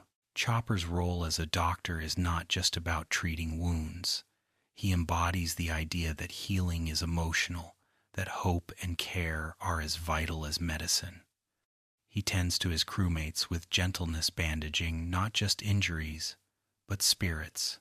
He is the first to panic when someone is hurt, but the first to step forward when someone needs saving. Beneath his wide eyes and small stature lies immense courage. His transformations, the various points of his rumble ball forms, are reflections of his dual nature. From the tiny brain point to the monstrous heavy point, each form is part of who he is. The thinker, the fighter, the survivor. The monster point, in particular, once terrified him. It was a form where he lost control, where he feared becoming the very monster people once saw him as. But over time, with his friend's support, he learned to control it, turning what was once a curse into a strength. Chopper's innocence often makes him the emotional heart of the crew. His reactions to kindness, to courage, to simple friendship remind everyone of what it means to feel purely. He cries when others are brave, blushes when praised, and dances when happy. There's something deeply human about the way he feels everything so openly. His emotions, unfiltered and honest, bring warmth even in the darkest moments. Yet, despite his innocence, Chopper is no fool. His intelligence in medicine is profound, and his curiosity drives him to constantly improve. He studies tirelessly, mixing herbs, creating cures, and refining his techniques. His goal is simple but vast: to become a doctor capable of curing any disease. It is the dream of a boy who once couldn't save his father figure, a promise to never fail again. Chopper's kindness extends beyond his crew. He treats strangers, animals, even enemies when they're hurt. His compassion knows no boundaries. It's not born from naivety, but from understanding. He knows what it feels like to suffer, to be alone, and he refuses to let anyone else feel that way if he can help it. There are moments, quiet and small, where Chopper's soul shines brightest. When he watches snow fall from the deck, remembering Drum Island. When he laughs with Luffy over something silly. When he patches up Zoro's wounds with trembling hands, muttering that he's reckless but strong. In those moments you can see the child he was and the doctor he's become, two halves of the same beautiful whole. He is a creature of contrasts, part reindeer, part man. A healer who has known deep pain, a dreamer who faces reality with gentle determination. His heart, shaped by loss, continues to give endlessly. Chopper's story is not about power or glory. It's about healing of himself, his friends, and a world that too often forgets kindness. On the coldest nights at sea, when the wind howls and the stars shimmer faintly, Chopper sometimes looks up and remembers Dr. Hiruluk's dream cherry blossoms blooming against the snow. In those memories there is sadness, but also peace, because now, when he sees those blossoms in his mind, he's no longer alone beneath them. His friends are there too, laughing, warm, alive. Tony Chopper reminds us that innocence is not weakness. It's strength, the strength to believe, to care, to keep loving even after heartbreak. His story is a soft reminder that no matter how strange or small we may feel, we all have the power to heal others, and in doing so, we heal ourselves. There are few things more haunting than silence at sea, and yet, from that silence, a sound can rise, the soft strumming of a violin, a melody that floats gently across the waves. It's a sound that carries both laughter and loss, a reminder that music can hold memories when words fall short. That sound belongs to Brooke, the musician of the Straw Hat Pirates, the living skeleton whose music has outlasted death itself. Brooke's story begins long before bones and shadows, in a time when he was still human, a tall, elegant man with an afro and a passion for song. He served as the musician and swordsman of the Rumbar Pirates, a crew known not for power or greed, but for their laughter and kindness. They sailed the seas not to conquer, but to bring joy. Their music was their treasure, their gift to every soul they met. Among them was a small whale named Laboon, a creature they befriended at Reverse Mountain. Laboon followed their ship endlessly, crying when they told him they must venture into the Grand Line. They promised him they would return, singing the same song they'd sung to him every night Binks's sake. That song, simple and warm, would one day become the thread connecting life and death. As the Rumbar Pirates sailed deeper into the Grand Line, they encountered both beauty and peril. The seas were treacherous, the challenges endless. Yet they laughed, danced, and played, believing that as long as their music played, their hearts would remain free. But fate, as it often does in One Piece, had a cruel melody of its own. A mysterious disease spread through the crew, taking their strength one by one. Brook watched as his friends, his family began to die, still smiling, still singing. Knowing the end was near, they made a final request, to record one last performance of Binks's sake, a song to carry their joy beyond their deaths, across the ocean, back to their dear friend Laboon. Even as their bodies weakened, they played. Instruments trembled in frail hands, voices cracked with pain, but their hearts remained strong. As Brook sang the final notes, one by one, his crewmates fell silent. When the last chord faded, only he remained. He died shortly after, but not for long. The Yomi Yomi no Mi, the revive fruit, had granted him the power to return to life once more. His soul wandered in the endless darkness, searching for his body, but by the time he found it, his flesh had rotted away, leaving only bone. Brook rose from the remains of his ship, a skeleton in tattered clothes, surrounded by silence and ghosts. He was alone for decades. The sea stretched endlessly in every direction, and the laughter that had once filled the ship was gone. Only echoes remained. For 50 long years, Brook drifted through the fog, waiting, hoping, playing music for no one but himself and the memories of his friends. His laughter became hollow, but it endured. He would not allow despair to steal his song. Through his loneliness, he held on to one promise to see Laboon again. The thought of that whale, waiting faithfully at Reverse Mountain, was the light that kept him going. Even when his ship decayed and his bones creaked with age, he played. The music became his heartbeat, his breath, his reason. In that endless solitude, he learned what it meant to carry both death and life within one soul. When he finally met Luffy and the Straw Hats at Thriller Bark, his story began anew. They did not fear him despite his skeletal form. Luffy, with his usual unshakable warmth, simply asked if he wanted to join their crew. It was the first time in half a century that anyone had spoken to Brook as if he were alive. That invitation, simple, sincere, and full of life, restored something deep within him. Brook's music on the Sunny is more than entertainment. It's a balm for weary hearts. His violin fills the air during quiet evenings. His laughter breaks the tension after battles, and his songs carry emotion where words cannot. When he sings Binks's Sake, it's not just a tune, it's a prayer, a link between past and present, a promise kept across oceans and years. Though his body is bone, Brook's spirit is profoundly alive.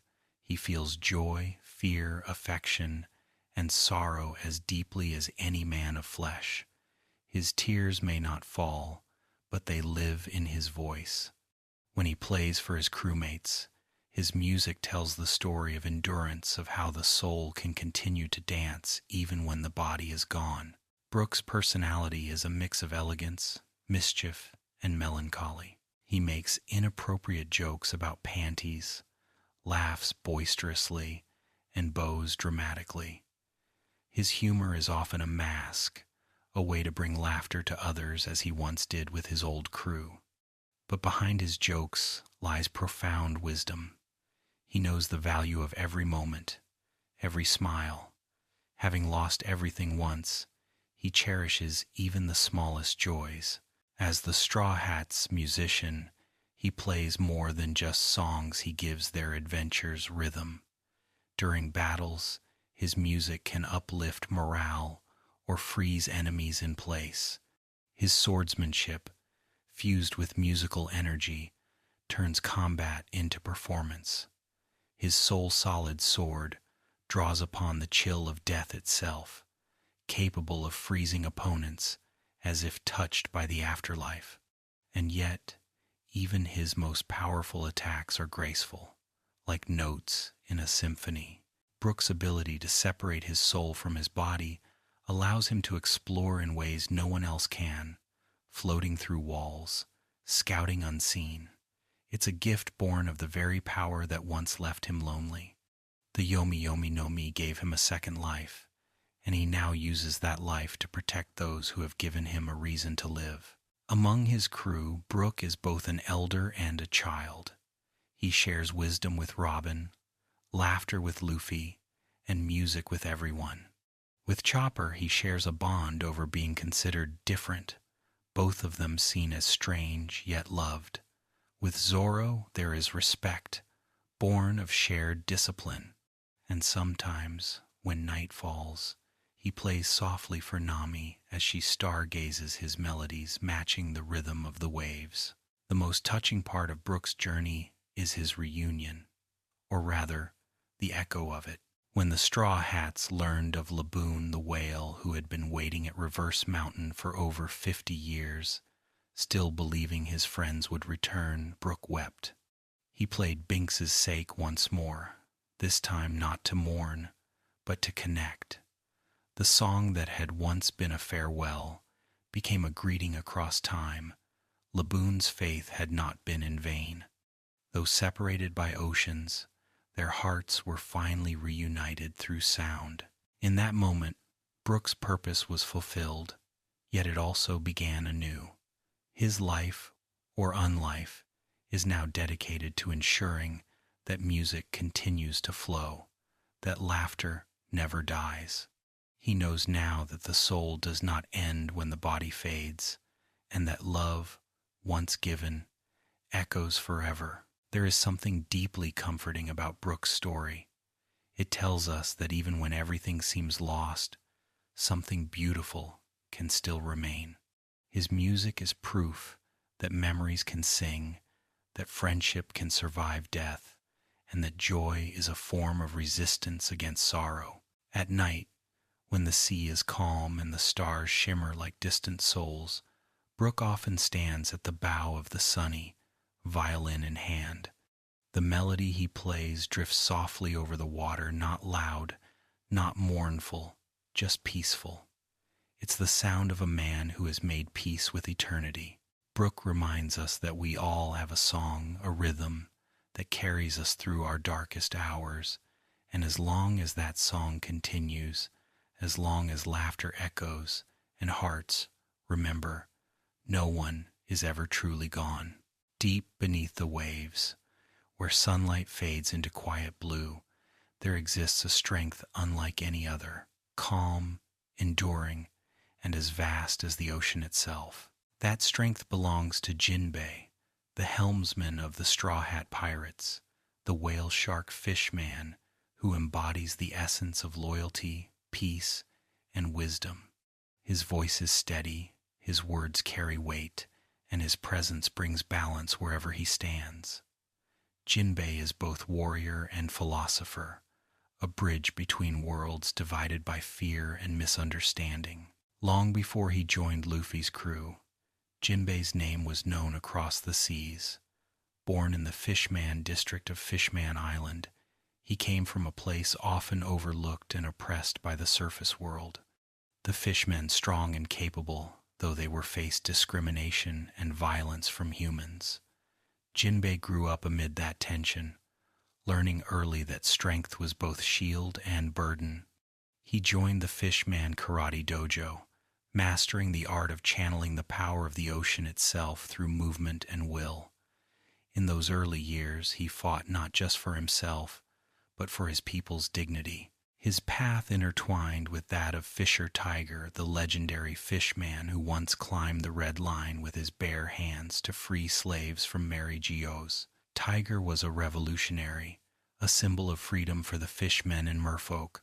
Jinbei admired him deeply, fighting at his side as part of the Sun Pirates, a crew named to represent hope and equality, a light shining beneath the waves. Every member bore the mark of the sun over the scar of the slave's brand, reclaiming it as a symbol of pride. Under Fisher Tiger's leadership, Jinbei learned that freedom could be both beautiful and tragic. Tiger's compassion was boundless, but the hatred born from the surface's cruelty ran deep. When Tiger died from wounds inflicted during his escape, refusing a human's blood transfusion out of principle, it left Jinbei with a scar that was not physical, but spiritual. He inherited not just Tiger's will to fight for equality, but also the burden of leading a people torn between vengeance and peace. Jinbei's rise to prominence led him to become one of the 7 warlords of the sea, a position that allowed him to protect his people by negotiating with the world government. Yet even as a warlord, he never sought power for its own sake. His loyalty was always to his people first. The title gave him leverage, but it also chained him to a system he despised. Still, he bore it with the patience of the tide, waiting for the right moment to act. When Luffy entered his life, Jinbei saw in him something that transcended titles and politics, a man whose belief in freedom was pure and instinctive. Their first encounter during the chaos of Impel Down and Marineford revealed Jinbei's heart. Despite being imprisoned, he risked everything to help Luffy save Ace. He stood by him in the war's darkest moments, shielding him from attacks meant to kill. When Ace fell, Jinbei carried Luffy's broken body and spirit to safety, whispering words that would anchor the young pirate's soul. "You still have your life and your friends. Don't throw them away." From that moment, Jinbei became more than an ally. He became a guide, a steady current when Luffy's emotions threatened to drown him. He represented the quiet courage of endurance, the kind of strength that holds others together when they cannot hold themselves. After the war, Jinbei returned to Fishman Island and became deeply involved in its politics. He worked to fulfill the dream of Queen Otohime, a dream of peaceful coexistence between humans and fishmen. Otohime had believed, even when the world laughed at her, that the walls between races could fall. Jinbei shared that belief, though he had seen too much of humanity's cruelty to be naive. His diplomacy and strength helped keep the island stable, but he knew the real change could only come through action. When Luffy declared that he would make Fishman Island his territory, Jinbei saw something remarkable. Not a declaration of domination, but of protection. Luffy treated the island as his equal, his promise meaning more than any treaty. It was then that Jinbei decided he would one day join Luffy's crew. But duty called first. He had to sever his ties with Big Mom, whose shadow loomed over the island.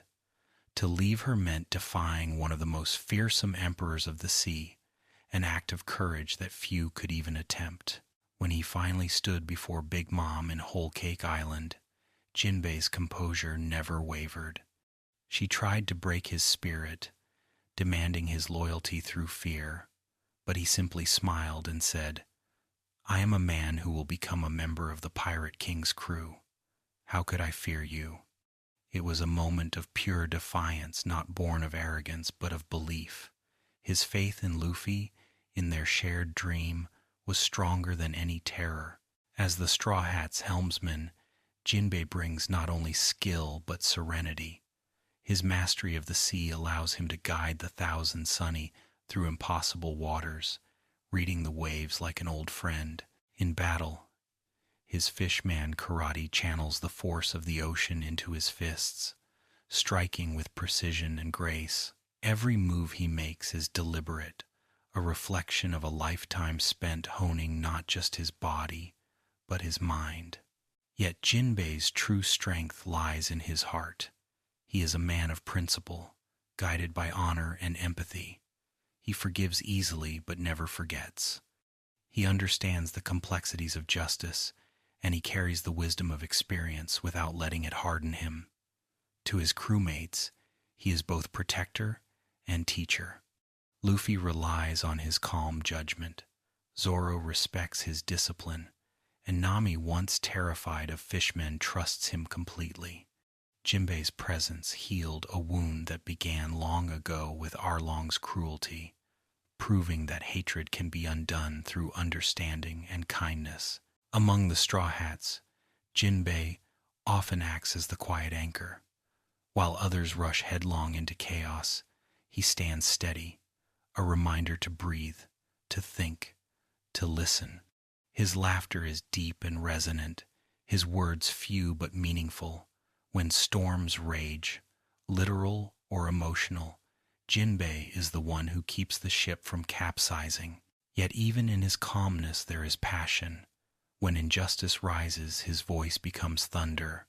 When his friends are threatened, the sea itself seems to move with him. He is the embodiment of the ocean's dual nature, gentle and nurturing, yet unstoppable when stirred. Jinbei's dream is not for himself alone. It is for a world where fishmen and humans can live side by side, where children are not taught to hate, where the scars of the past can finally heal. He sails with Luffy not just to see the end of the Grand Line, but to see that dream take shape. In the Straw Hats, he sees the possibility of that future, a crew where race, past, and power mean nothing compared to loyalty and love. Sometimes, when the sea is calm and the sky mirrors its stillness, Jinbei stands at the helm with his eyes closed. He listens to the rhythm of the waves, his hands resting gently on the wheel. To others, it looks like meditation, but to him, it is communion. The sea speaks, and he listens. It tells him of storms yet to come, of old friends and lost battles, of new horizons waiting to be reached. Jinbei teaches through his example that true strength is not loud or boastful. It is quiet, patient, and kind. It is the ability to hold your ground without hatred, to forgive without forgetting, to fight without losing your compassion. His loyalty to Luffy is not blind. It is chosen, deliberate, rooted in shared values. And when he smiles that rare, wide smile that breaks through his stoic calm, it feels like sunlight breaking through water. It reminds everyone that even in the deepest depths, warmth can reach you if you keep your heart open. Jinbei's story is the story of the sea itself. Vast, mysterious, sometimes cruel, but always capable of healing. He is proof that even those shaped by sorrow can become beacons of peace. In a world divided by fear, he is the tide that connects every shore. Far from the roaring seas and the laughter aboard the Thousand Sunny, there is a desert kingdom where the sun burns gold and the wind carries the memory of courage. It is the land of Alabasta, and at its heart, a princess who once sailed as a pirate, fought as a friend, and loved as deeply as any member of the Straw Hat crew. Nefertari Vivi's name is spoken softly by those who remember her not as royalty, but as one of them, a kind soul whose heart remains forever tied to the sea. Before she became a symbol of hope, Vivi was a spy. Under the alias Miss Wednesday, she infiltrated the criminal organization Baroque Works, a network of deceit and power controlled by the warlord Crocodile. While the world saw her as a princess born into privilege, she was, in truth, a woman willing to risk everything for her people.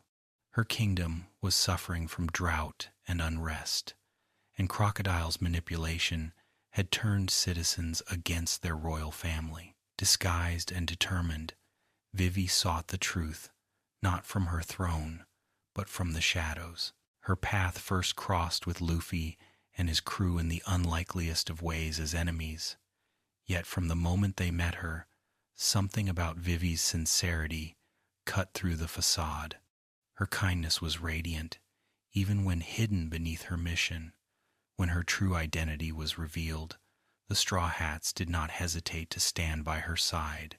From that point on, she was no longer a stranger, but family. Their journey across the desert was long and grueling, filled with heat, hunger, and danger. Through it all, Vivi's spirit never wavered. She marched beside pirates and commoners alike, never demanding respect for her title, only compassion for her people.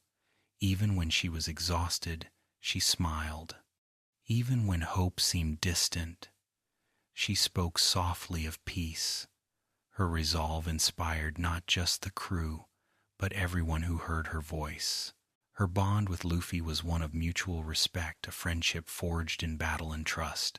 They argued, laughed, and fought side by side, their wills equally unyielding. Luffy's blunt honesty matched Vivi's earnestness, and through him, she learned that strength can come from stubborn belief as much as from power. He never treated her as a princess, only as a comrade who could fight, fall, and rise again.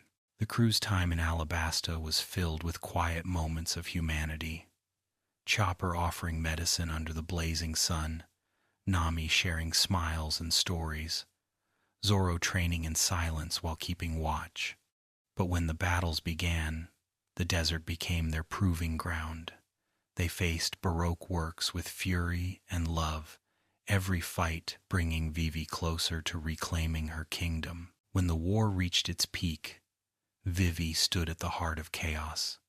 Crocodile, one of the 7 warlords, sought to turn Alabasta into a grave of power and pride. Yet Vivi, armed not with weapons but with courage, refused to let her homeland fall. Even when faced with death, she never gave up on her belief that peace could be restored. It was not strength of muscle but of heart that defined her. When victory finally came, and the desert winds carried the sound of freedom once more, Vivi was faced with a choice to remain with her people or to sail with her friends. The moment was soft and painful. Standing on the castle balcony, tears in her eyes, she called out to the Straw Hats as they prepared to leave. Her voice trembled, but her heart was steady as she said, "Even if we're apart, we'll always be friends." Luffy, unable to answer openly because of the Navy's presence, raised his arm high. The crew following suit, revealing the small X scar they had all drawn on their wrists, a secret mark of their unbreakable bond. That silent farewell remains one of the most tender moments in One Piece, a promise that distance cannot erase love. Though Vivi did not sail with them again, her spirit never left the crew. In the years that followed, she ruled Alabasta with wisdom and compassion, her leadership shaped by her time at sea. The lessons she learned from Luffy and the Straw Hats about freedom, friendship, and courage became the foundation of her reign. She never forgot the laughter of her companions, the warmth of their loyalty, or the wild joy of adventure. Her people came to see her not as a distant monarch, but as a leader who understood their struggles. She walked among them, smiled with them, and never hesitated to speak her mind. When threats arose, she faced them with the same calm determination she had shown in the desert. Yet, even as a ruler, there were nights when she looked toward the horizon, wondering where the Sunny sailed and if her friends were looking up at the same stars. The bond between Vivi and the crew endured not through proximity, but through memory. Each of them carried her with them in the small things, in their shared resolve. Nami, whenever she charted new islands, sometimes left small, decorative marks, shaped like desert blooms. Luffy would speak of Vivi casually, as if she had never left, saying things like, "Vivi would have loved this." And Robin, who once fought alongside her as Miss All Sunday, understood her burden more than anyone. In Robin's quiet glances toward Alabasta's direction, there is respect and perhaps a hint of gratitude for the woman who helped the Straw Hats before she ever did. The world of One Piece is filled with people who chase dreams, some for glory, some for truth. But Vivi's dream was simpler and perhaps braver, to save her people without losing herself. She is proof that strength is not only found in battle, but in compassion, in endurance, in the ability to love without expectation. Her tears are not weakness, they are courage made visible. Even after her departure, Vivi's story continues to ripple through the seas. Her actions have touched history, her name mentioned in the corridors of kings and pirates alike. She stands as one of the few royals openly allied with the Straw Hats, a link between the world of power and the world of freedom. Though recent events have cast new shadows upon her, whispers of her disappearance, rumors of tragedy in Alabasta, one thing remains certain: Vivi's heart is unyielding. If the Straw Hats ever hear that she is in danger, there is no doubt they will turn their sails toward her without hesitation. For them, friendship does not fade with time or distance. It lives in every promise kept, every memory cherished, and every scar drawn upon the wrist. When the desert grows quiet and the stars rise over Alubarna, one can almost imagine Vivi standing on the palace balcony once more, her hair catching the wind, her eyes fixed on the horizon. Perhaps she whispers softly to the night, "Someday we'll meet again." And somewhere, out on the sea, a straw hat catches the same breeze, and Luffy smiles, sensing that bond invisible, but unbroken, stretching across the world. Nefertari Vivi reminds us that love does not end when paths diverge. True friendship transcends distance, power, and time. Her journey teaches that leadership is not authority, but empathy, that bravery is not loud, but steadfast. And above all, she reminds us that even in a world of endless oceans, some connections remain anchored forever unseen, but eternal. There are flames that destroy, and there are flames that warm, the kind that linger in memory long after they've gone out. Portgas D. Ace's fire was both. He was a blaze that lit up the seas, wild and fierce, but also a gentle glow that brought comfort to those who loved him. His story is one of pride and loss, of brotherhood and purpose, of a man born under the shadow of the pirate king who still managed to burn with his own light. Ace's life began with a secret. He was the son of Gol D. Roger, the man who changed the world with his final words. His mother, Portgas D. Rouge, carried him for 20 months, a desperate act of love to hide him from the world government that sought to erase Roger's bloodline. When she died giving birth, her final act was to protect her son's life. From his first breath, Ace bore both the gift and the curse of legacy. He was raised on Dawn Island by Curly de Dawn, a mountain bandit who, despite her gruffness, became a mother figure to him. There, Ace met 2 boys who would shape his destiny.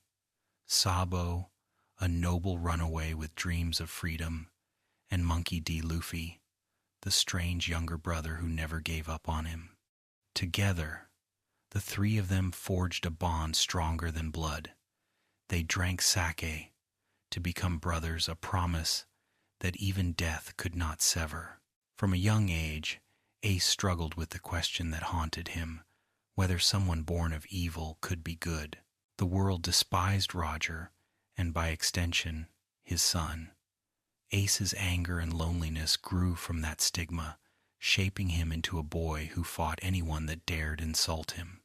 Yet beneath his roughness was a longing to be accepted, to prove that his life had meaning beyond his father's name. When he set out to sea, it wasn't just to chase adventure, it was to find that meaning. He formed his own crew, the Spade Pirates, and quickly made a name for himself. His strength, courage, and charisma earned him respect even from his enemies. But Ace's life changed when he encountered Whitebeard, the great pirate who called himself the father of all his sons. Their battle was fierce, the ocean itself trembling from the clash. Yet when Ace was defeated, Whitebeard did not kill him.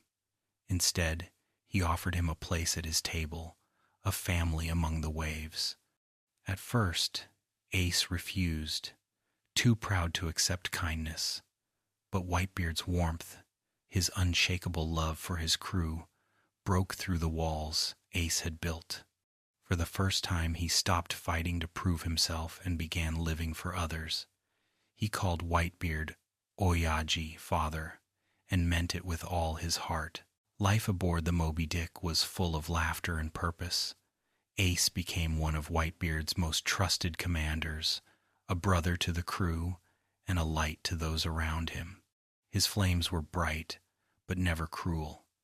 He would stay up late drinking with Marco, tease Thatch over cooking, and fall asleep mid-conversation after too much food. He carried the air of someone who had finally found peace. Yet the past has a way of catching up. When he heard that Blackbeard, a fellow crewmate, had murdered Thatch for a devil fruit, Ace made a choice that would change everything. Against Whitebeard's wishes, he went to hunt, teach down, driven not by revenge alone, but by duty. He believed that to allow betrayal to go unanswered would stain the family that had given him everything.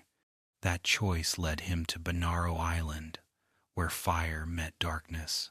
The battle between Ace and Blackbeard was cataclysmic, flame against void, will against ambition. But in the end, darkness consumed the light. Ace was defeated and handed over to the Marines, his lineage revealed to the world. The son of Gol D. Roger, captured alive, it was a victory the world government could not resist flaunting. They sentenced him to death at Marineford, using him as bait to lure Whitebeard into battle. The war that followed was one of the most tragic in history. As the ocean itself shook with cannon fire, the world watched as fathers fought to save their son, and brothers risked everything to reach him. When Luffy stormed the battlefield, desperate and broken, Ace's stoic mask cracked. He couldn't believe his little brother had come so far, and for him. Amid the chaos, it was love that triumphed, if only for a moment. With the help of allies, Luffy broke Ace's chains. Their reunion was brief, but filled with joy. For the first time in years, Ace laughed freely, the fire in his heart brighter than ever. But fate, cruel and unrelenting, demanded one final act. When Admiral Akainu struck, insulting Whitebeard's honor, Ace turned back to defend his father's name. In that instant, he took the fatal blow meant for Luffy. As he lay dying in his brother's arms, Ace's final words were filled not with regret, but gratitude. "Thank you for loving me despite everything." He smiled even as the fire dimmed, because in that moment he knew he had found what he'd been searching for all his life. Proof that he was not cursed, but loved. His death left a scar across the seas and across hearts. Luffy's grief was immeasurable, his scream echoing through the war-torn air. But even in death, Ace's warmth endured. He became a symbol of love's defiance, of how even a brief flame can light up the darkest night. In the years since, his legacy has continued to burn through those he left behind. Sabo, once thought dead, reclaimed his memories and took up Ace's will, wielding the flame of the Mera Mera no Mi in his honor. Luffy carries Ace's Vivre card close to his heart, its edges burned but never fully consumed, and even Whitebeard's remnants remember Ace not as a fallen warrior, but as a beloved son who made the family stronger simply by existing. Ace's fire represents something profound, the courage to live authentically, even when burdened by the past. His life reminds us that legacy is not destiny, that our worth is not defined by where we come from, but by who we choose to become. He burned brightly and briefly, but his light never went out. Sometimes, at sunset, when the sea turns gold and the waves glow like embers, it feels as if Ace's spirit still sails with his brothers, laughing, teasing, carefree. His fire dances in the wind, in the dreams of those he touched, in the hearts that still carry his warmth. Portgas D. Ace may have fallen at Marineford, but his flame endures in the courage of Luffy, the strength of Sabo, and the unbreakable will of everyone who loved him. His story is proof that love does not end where life does. It becomes something eternal, a quiet, gentle fire that will never die. There is a certain calm that lingers in silence, a silence filled with knowledge, loss, and the quiet persistence of memory. Nico Robin has always carried that silence within her. She is a survivor of a vanished world, a scholar born under the shadow of history, and perhaps the loneliest child the sea has ever known. Yet, in the soft current of her voice and the patience of her gaze, there lies an extraordinary strength, the strength of someone who has lived her entire life searching for truth, even when the world tried to erase it. Robin was born on the island of Ohara, a peaceful place surrounded by blooming trees and endless shelves of books. The people there were scholars, archaeologists devoted to understanding the ancient past, piecing together fragments of history long buried. Even as a small child, Robin was drawn to their work. While other children played, she read. Her tiny hands turned pages filled with ancient writing, her eyes wide with wonder. It was there that she first heard whispers of the poneglyphs, great stone tablets carved with a language that no one was meant to read. Her gift for learning was unlike anything her teachers had ever seen. At just 8 years old, she had already passed the archaeologist's examinations, earning her the title of scholar. But her brilliance made her a target. The world government had forbidden any study of the void century, that 100-year gap in history they sought to keep hidden. The people of Ohara believed that the past must be understood to build a better future.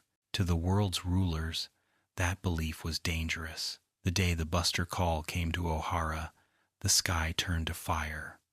Warships surrounded the island, their cannons lighting up the horizon. The scholars gathered in the Tree of Knowledge, frantically trying to save what little they could: scrolls, books, and records that told the story of the forgotten world. In the midst of it all, a frightened little girl ran through the burning streets, clutching the last pieces of her mother's work. Robin's mother, Nico Olvia, had returned only moments before, long enough to tell her daughter that she was proud of her long enough to say goodbye. As the flames consumed O'Hara, one man stood against the destruction. Jaguar D. Saul, a giant and a former Marine, had befriended Robin earlier. He believed in kindness, in laughter, and in doing what was right even when it went against the orders of the world. It was Saul who lifted Robin to safety, who smiled at her through the chaos and told her the words that would echo in her heart forever. You must live. Someday, you will find friends who will protect you. Moments later, he fell, and the sea took him. Robin escaped on a small boat, surrounded by the ashes of her home. From that day forward, she became a fugitive, the devil child who could read the forbidden stones. To the world, she was a threat. To herself, she was a curse. She wandered from island to island, betrayed by everyone she trusted, learning that kindness often came with a hidden knife. Her life became one of survival, her heart locked away behind years of pain. When she joined Baroque works under the name Miss All Sunday, she had already accepted that she would live without love or friendship. She had stopped dreaming of anything but the truth buried in the poneglyphs. It wasn't until she met Luffy and the Straw Hat crew that the walls began to crack. Luffy's world was chaotic, full of laughter and sincerity so honest that it disarmed her completely. For the first time in her life, Robin wasn't judged for what she was. She was accepted for who she was. But acceptance came with fear.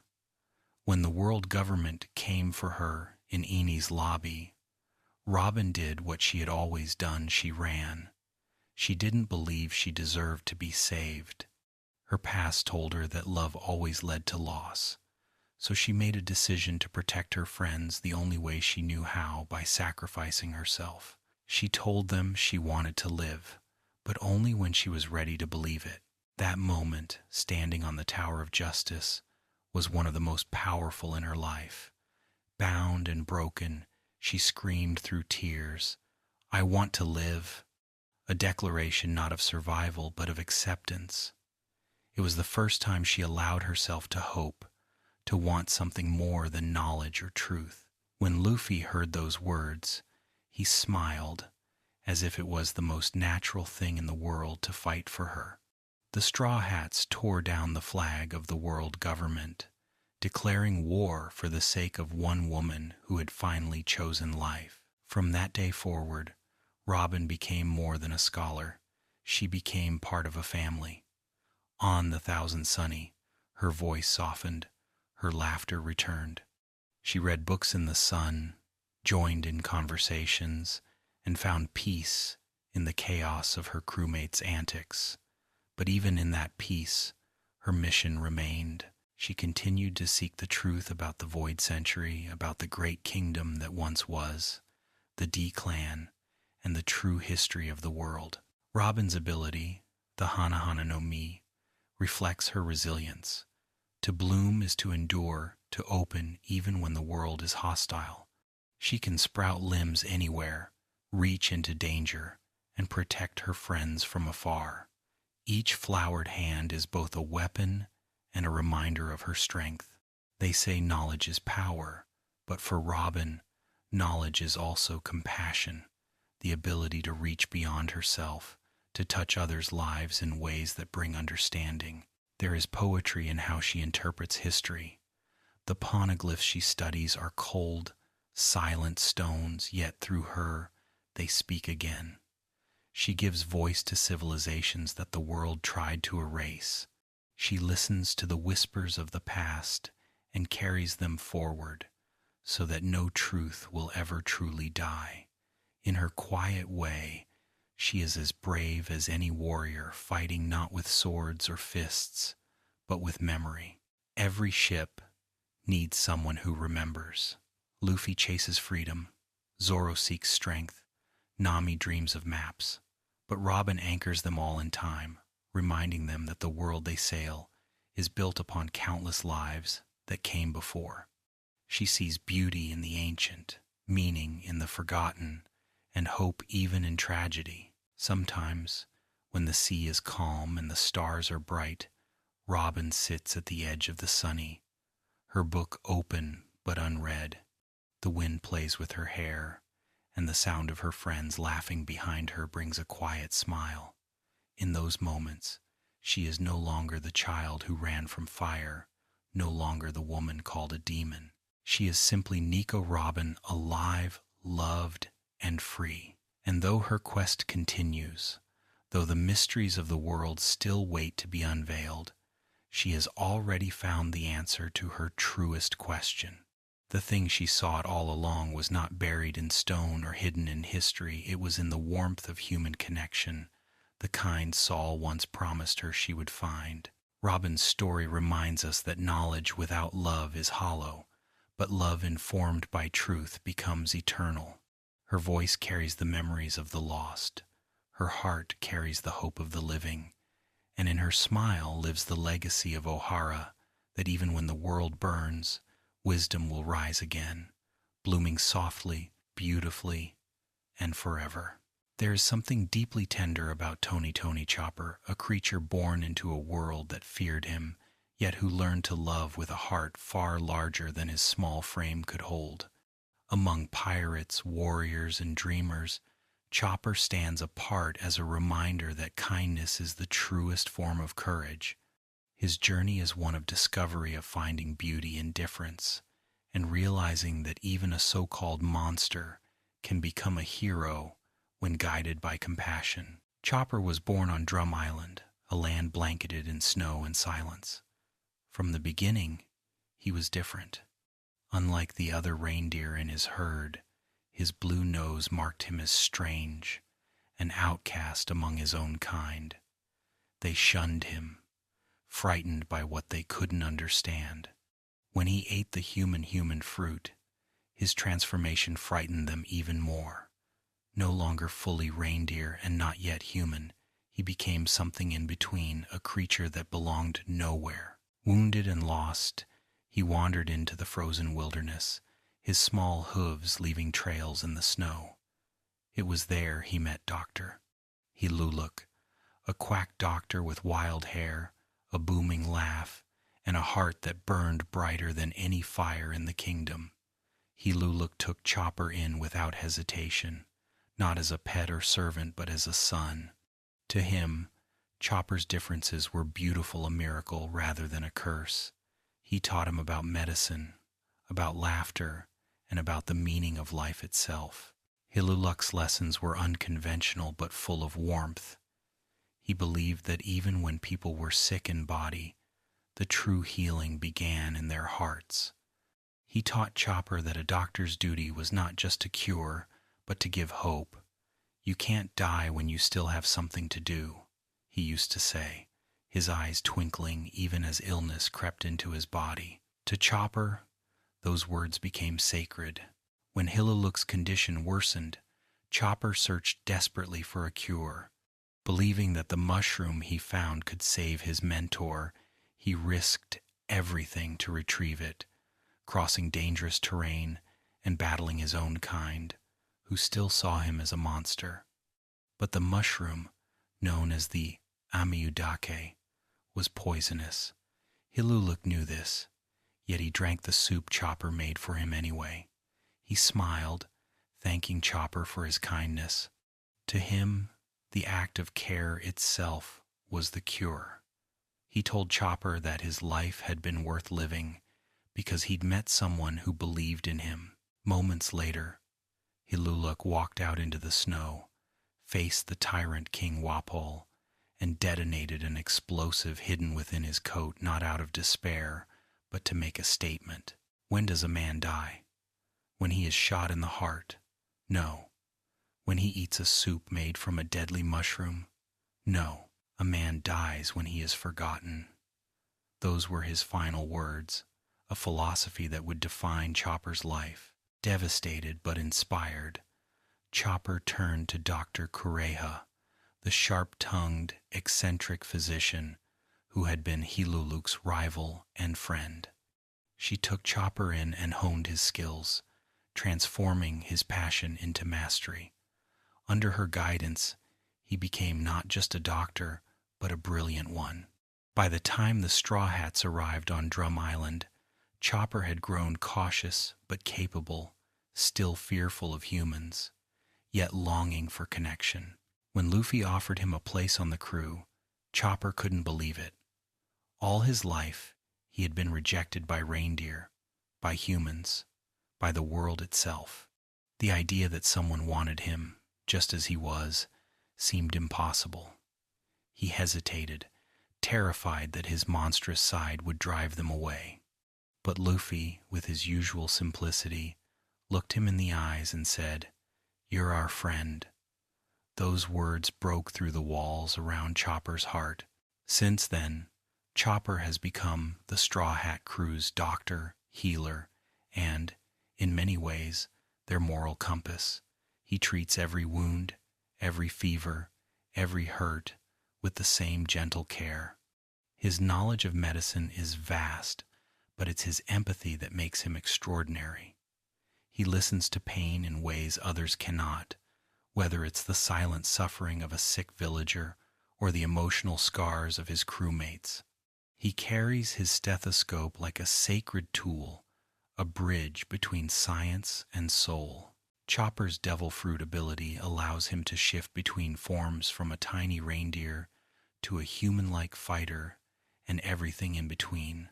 Each transformation represents a different aspect of who he is: his innocence, his strength, his adaptability. When he developed the Rumble Ball, a medicine that let him control his transformations further, it symbolized his growing confidence, a doctor learning to heal, not just others, but himself. His monster point, however, is the form that truly defines him.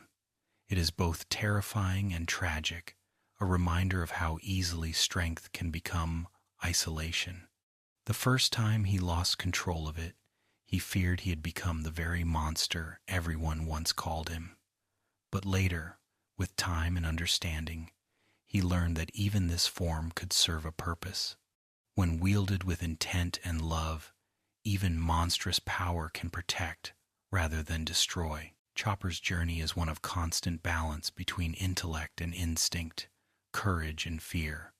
His childlike wonder remains intact, even as he faces danger and sorrow.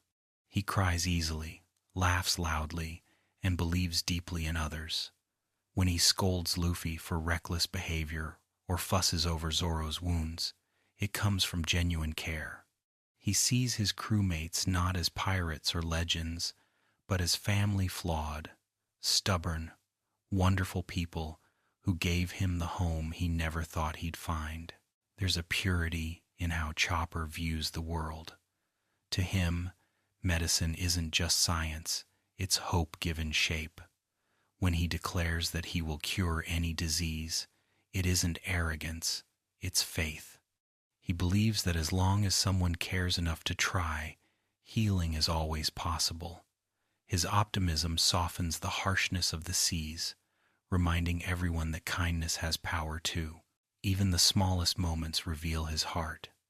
When he hides behind walls because people call him a raccoon, when he beams with pride after saving a life, or when he insists he isn't crying even as tears stream down his face. These moments show the beauty of vulnerability. He is brave, not because he is fearless, but because he keeps moving forward despite his fears. In a world filled with giants, gods, and kings, Chopper remains the soul of the crew, a symbol of humanity in its purest form. He reminds us that true strength isn't measured in power or fame, but in the ability to care, to hope, and to keep believing in goodness even when the world seems cruel.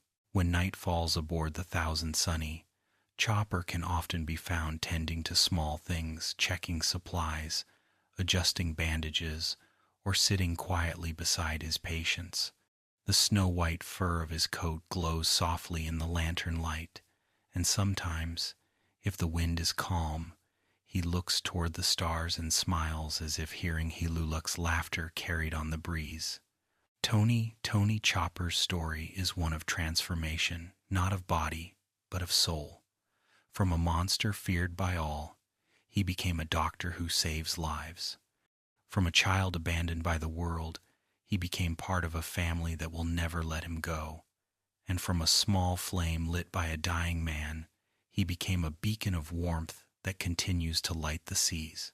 His heart, once wounded by rejection, now beats for others steady, strong, and endlessly kind.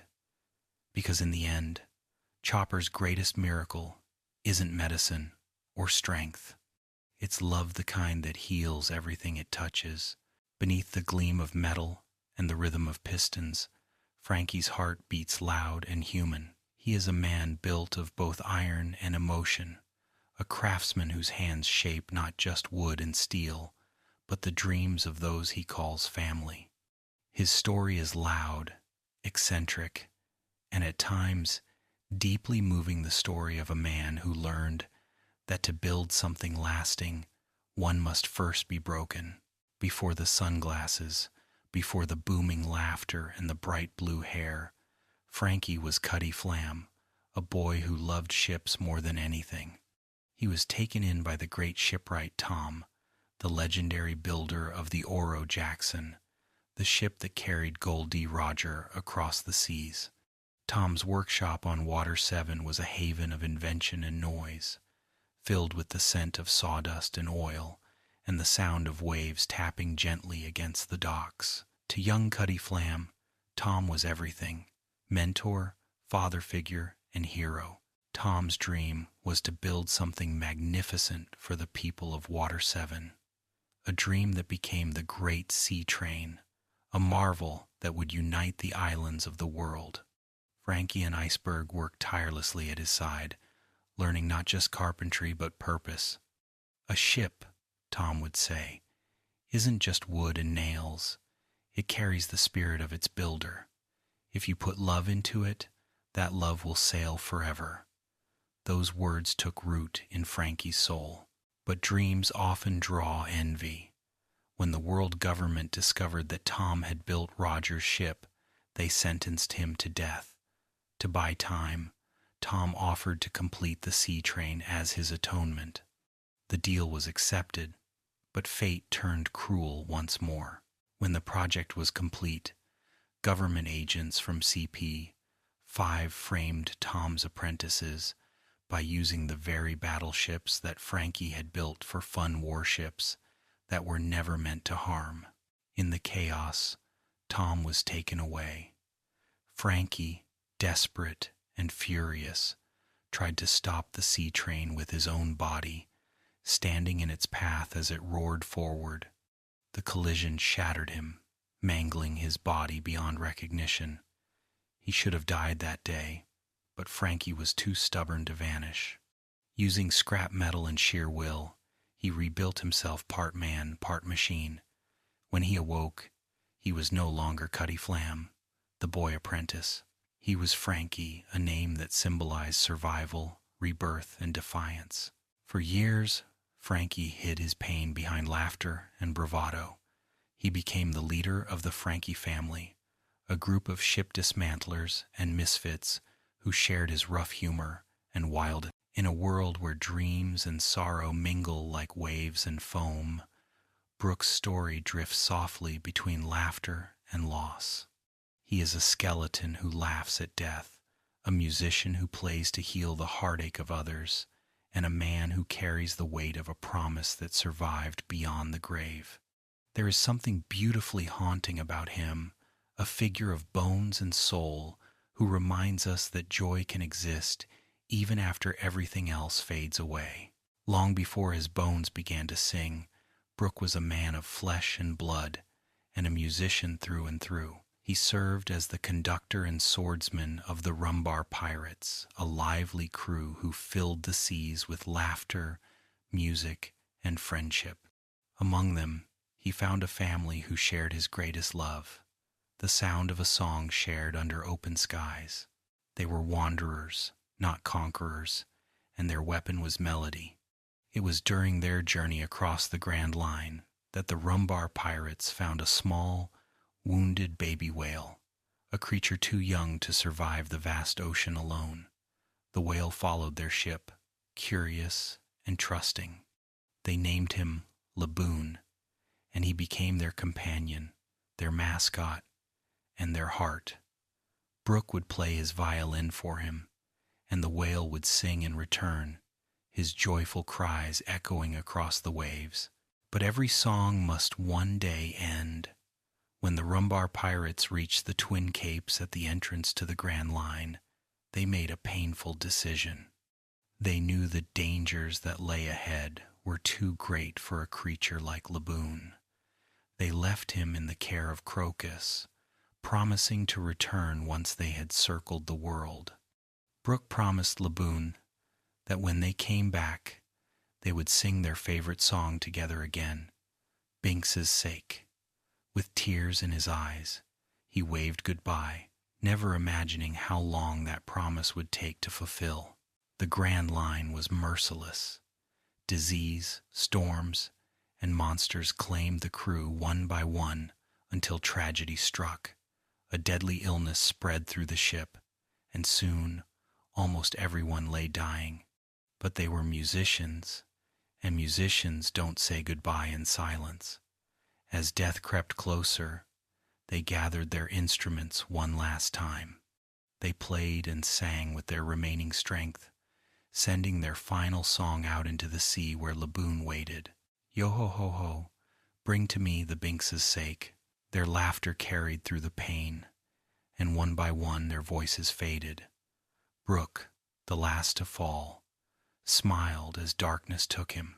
But fate, or perhaps love, had other plans. He had eaten the revive fruit, a devil fruit that would return his soul to his body after death. Yet his soul wandered lost in the mist for a year, unable to find his ship. By the time he returned, his body had decayed to bones. He awoke alone in a sea of corpses, surrounded by the remains of the only family he'd ever known. For 50 years, Brook drifted in that desolate sea, a skeleton cursed with life but blessed with memory. The isolation was unbearable at times. Days melted into decades. Laughter turned to whispers. Yet, even in that endless loneliness, one thing kept him going: his promise to Laboon. He couldn't die until he saw that whale again. He couldn't give up until he kept his word.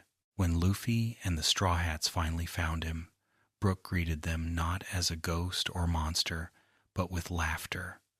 Yo-ho-ho-ho, may I see your panties? He joked, hiding the loneliness behind humor. Beneath that playful exterior, however, was a heart that longed for connection. The Straw Hats, ever true to themselves, accepted him instantly. They invited him to join them, not as a curiosity, but as family. Brook's place aboard the Sunny is that of a soul who brings light to darkness. His music fills the nights at sea, his songs blending with the rhythm of the waves. Each note he plays carries pieces of his past, the joy of his crew, the sorrow of loss, the unbroken promise to a whale waiting at the edge of the world. When he closes his eye sockets and hums softly under the stars, it feels as though the ocean itself hums with him. His ability, born from the revive fruit, ties him forever between life and death. He can separate his soul from his bones, drift like a spirit, and even manipulate the chilling cold of the underworld. Yet, despite all that ghostly power, Brook is not defined by death. He is defined by his love for life. He dances, sings, and jokes because he understands better than anyone how fragile existence is. Every song he plays is a celebration of the moments we still have. When the crew reaches Thriller Bark, Brook's story finds its echo. There, he faces his shadow, a literal piece of himself stolen by darkness. The battle is not just physical but symbolic, a confrontation between who he was and who he's become. In defeating his shadow, Brook reclaims more than his power. He reclaims his identity. The skeleton becomes whole again, in body and spirit. Perhaps the most moving moment of his journey comes much later, when he finally fulfills his promise to Laboon. Though he cannot yet return in person, he sends word through his music. The recording of the Rumbar Pirate's final song reaches the whale, echoing across time and tide. Laboon, who waited faithfully for 50 years, hears his friends once more. In that moment, two souls, separated by oceans, are reunited through sound proof that love endures beyond even death. Brook's music is more than melody. It is memory preserved, emotion made eternal. When he plays Bink's Sake, it isn't just a pirate song, it's a lullaby for the lost, a reminder that even endings can be beautiful. His laughter, too, has meaning. It's not denial or madness. It's gratitude, a way to honor the lives that came before and the joy they left behind. The Straw Hats call him their musician, but he is also their heart's echo. His songs comfort them in storms, lift them in battle, and remind them that no journey, however long, is without purpose. His skeletal grin may be fixed, but behind it lies an endless well of emotion, sorrow transformed into joy, death transformed into life. Sometimes, late at night, when everyone else is asleep, Brook sits alone on the deck, his bony fingers gliding over the strings of his violin. The stars shimmer above, and the sea whispers below, and for a moment it feels as though the ghosts of the Rumbar pirates are there beside him, singing softly into the wind. He smiles not because he has forgotten them, but because he has kept his promise. Brook's story reminds us that even when everything is lost, our bodies, our homes, our loved ones, something still endures. The music of our hearts, the laughter we leave behind, the promises we keep. His life is proof that joy and grief are not opposites, but partners in the great melody of existence.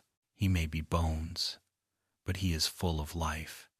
He may laugh too loudly, but his laughter carries warmth. He may be dead, but his songs will live forever, traveling the seas, reaching hearts, and reminding all who listen that as long as you remember, no one is truly gone.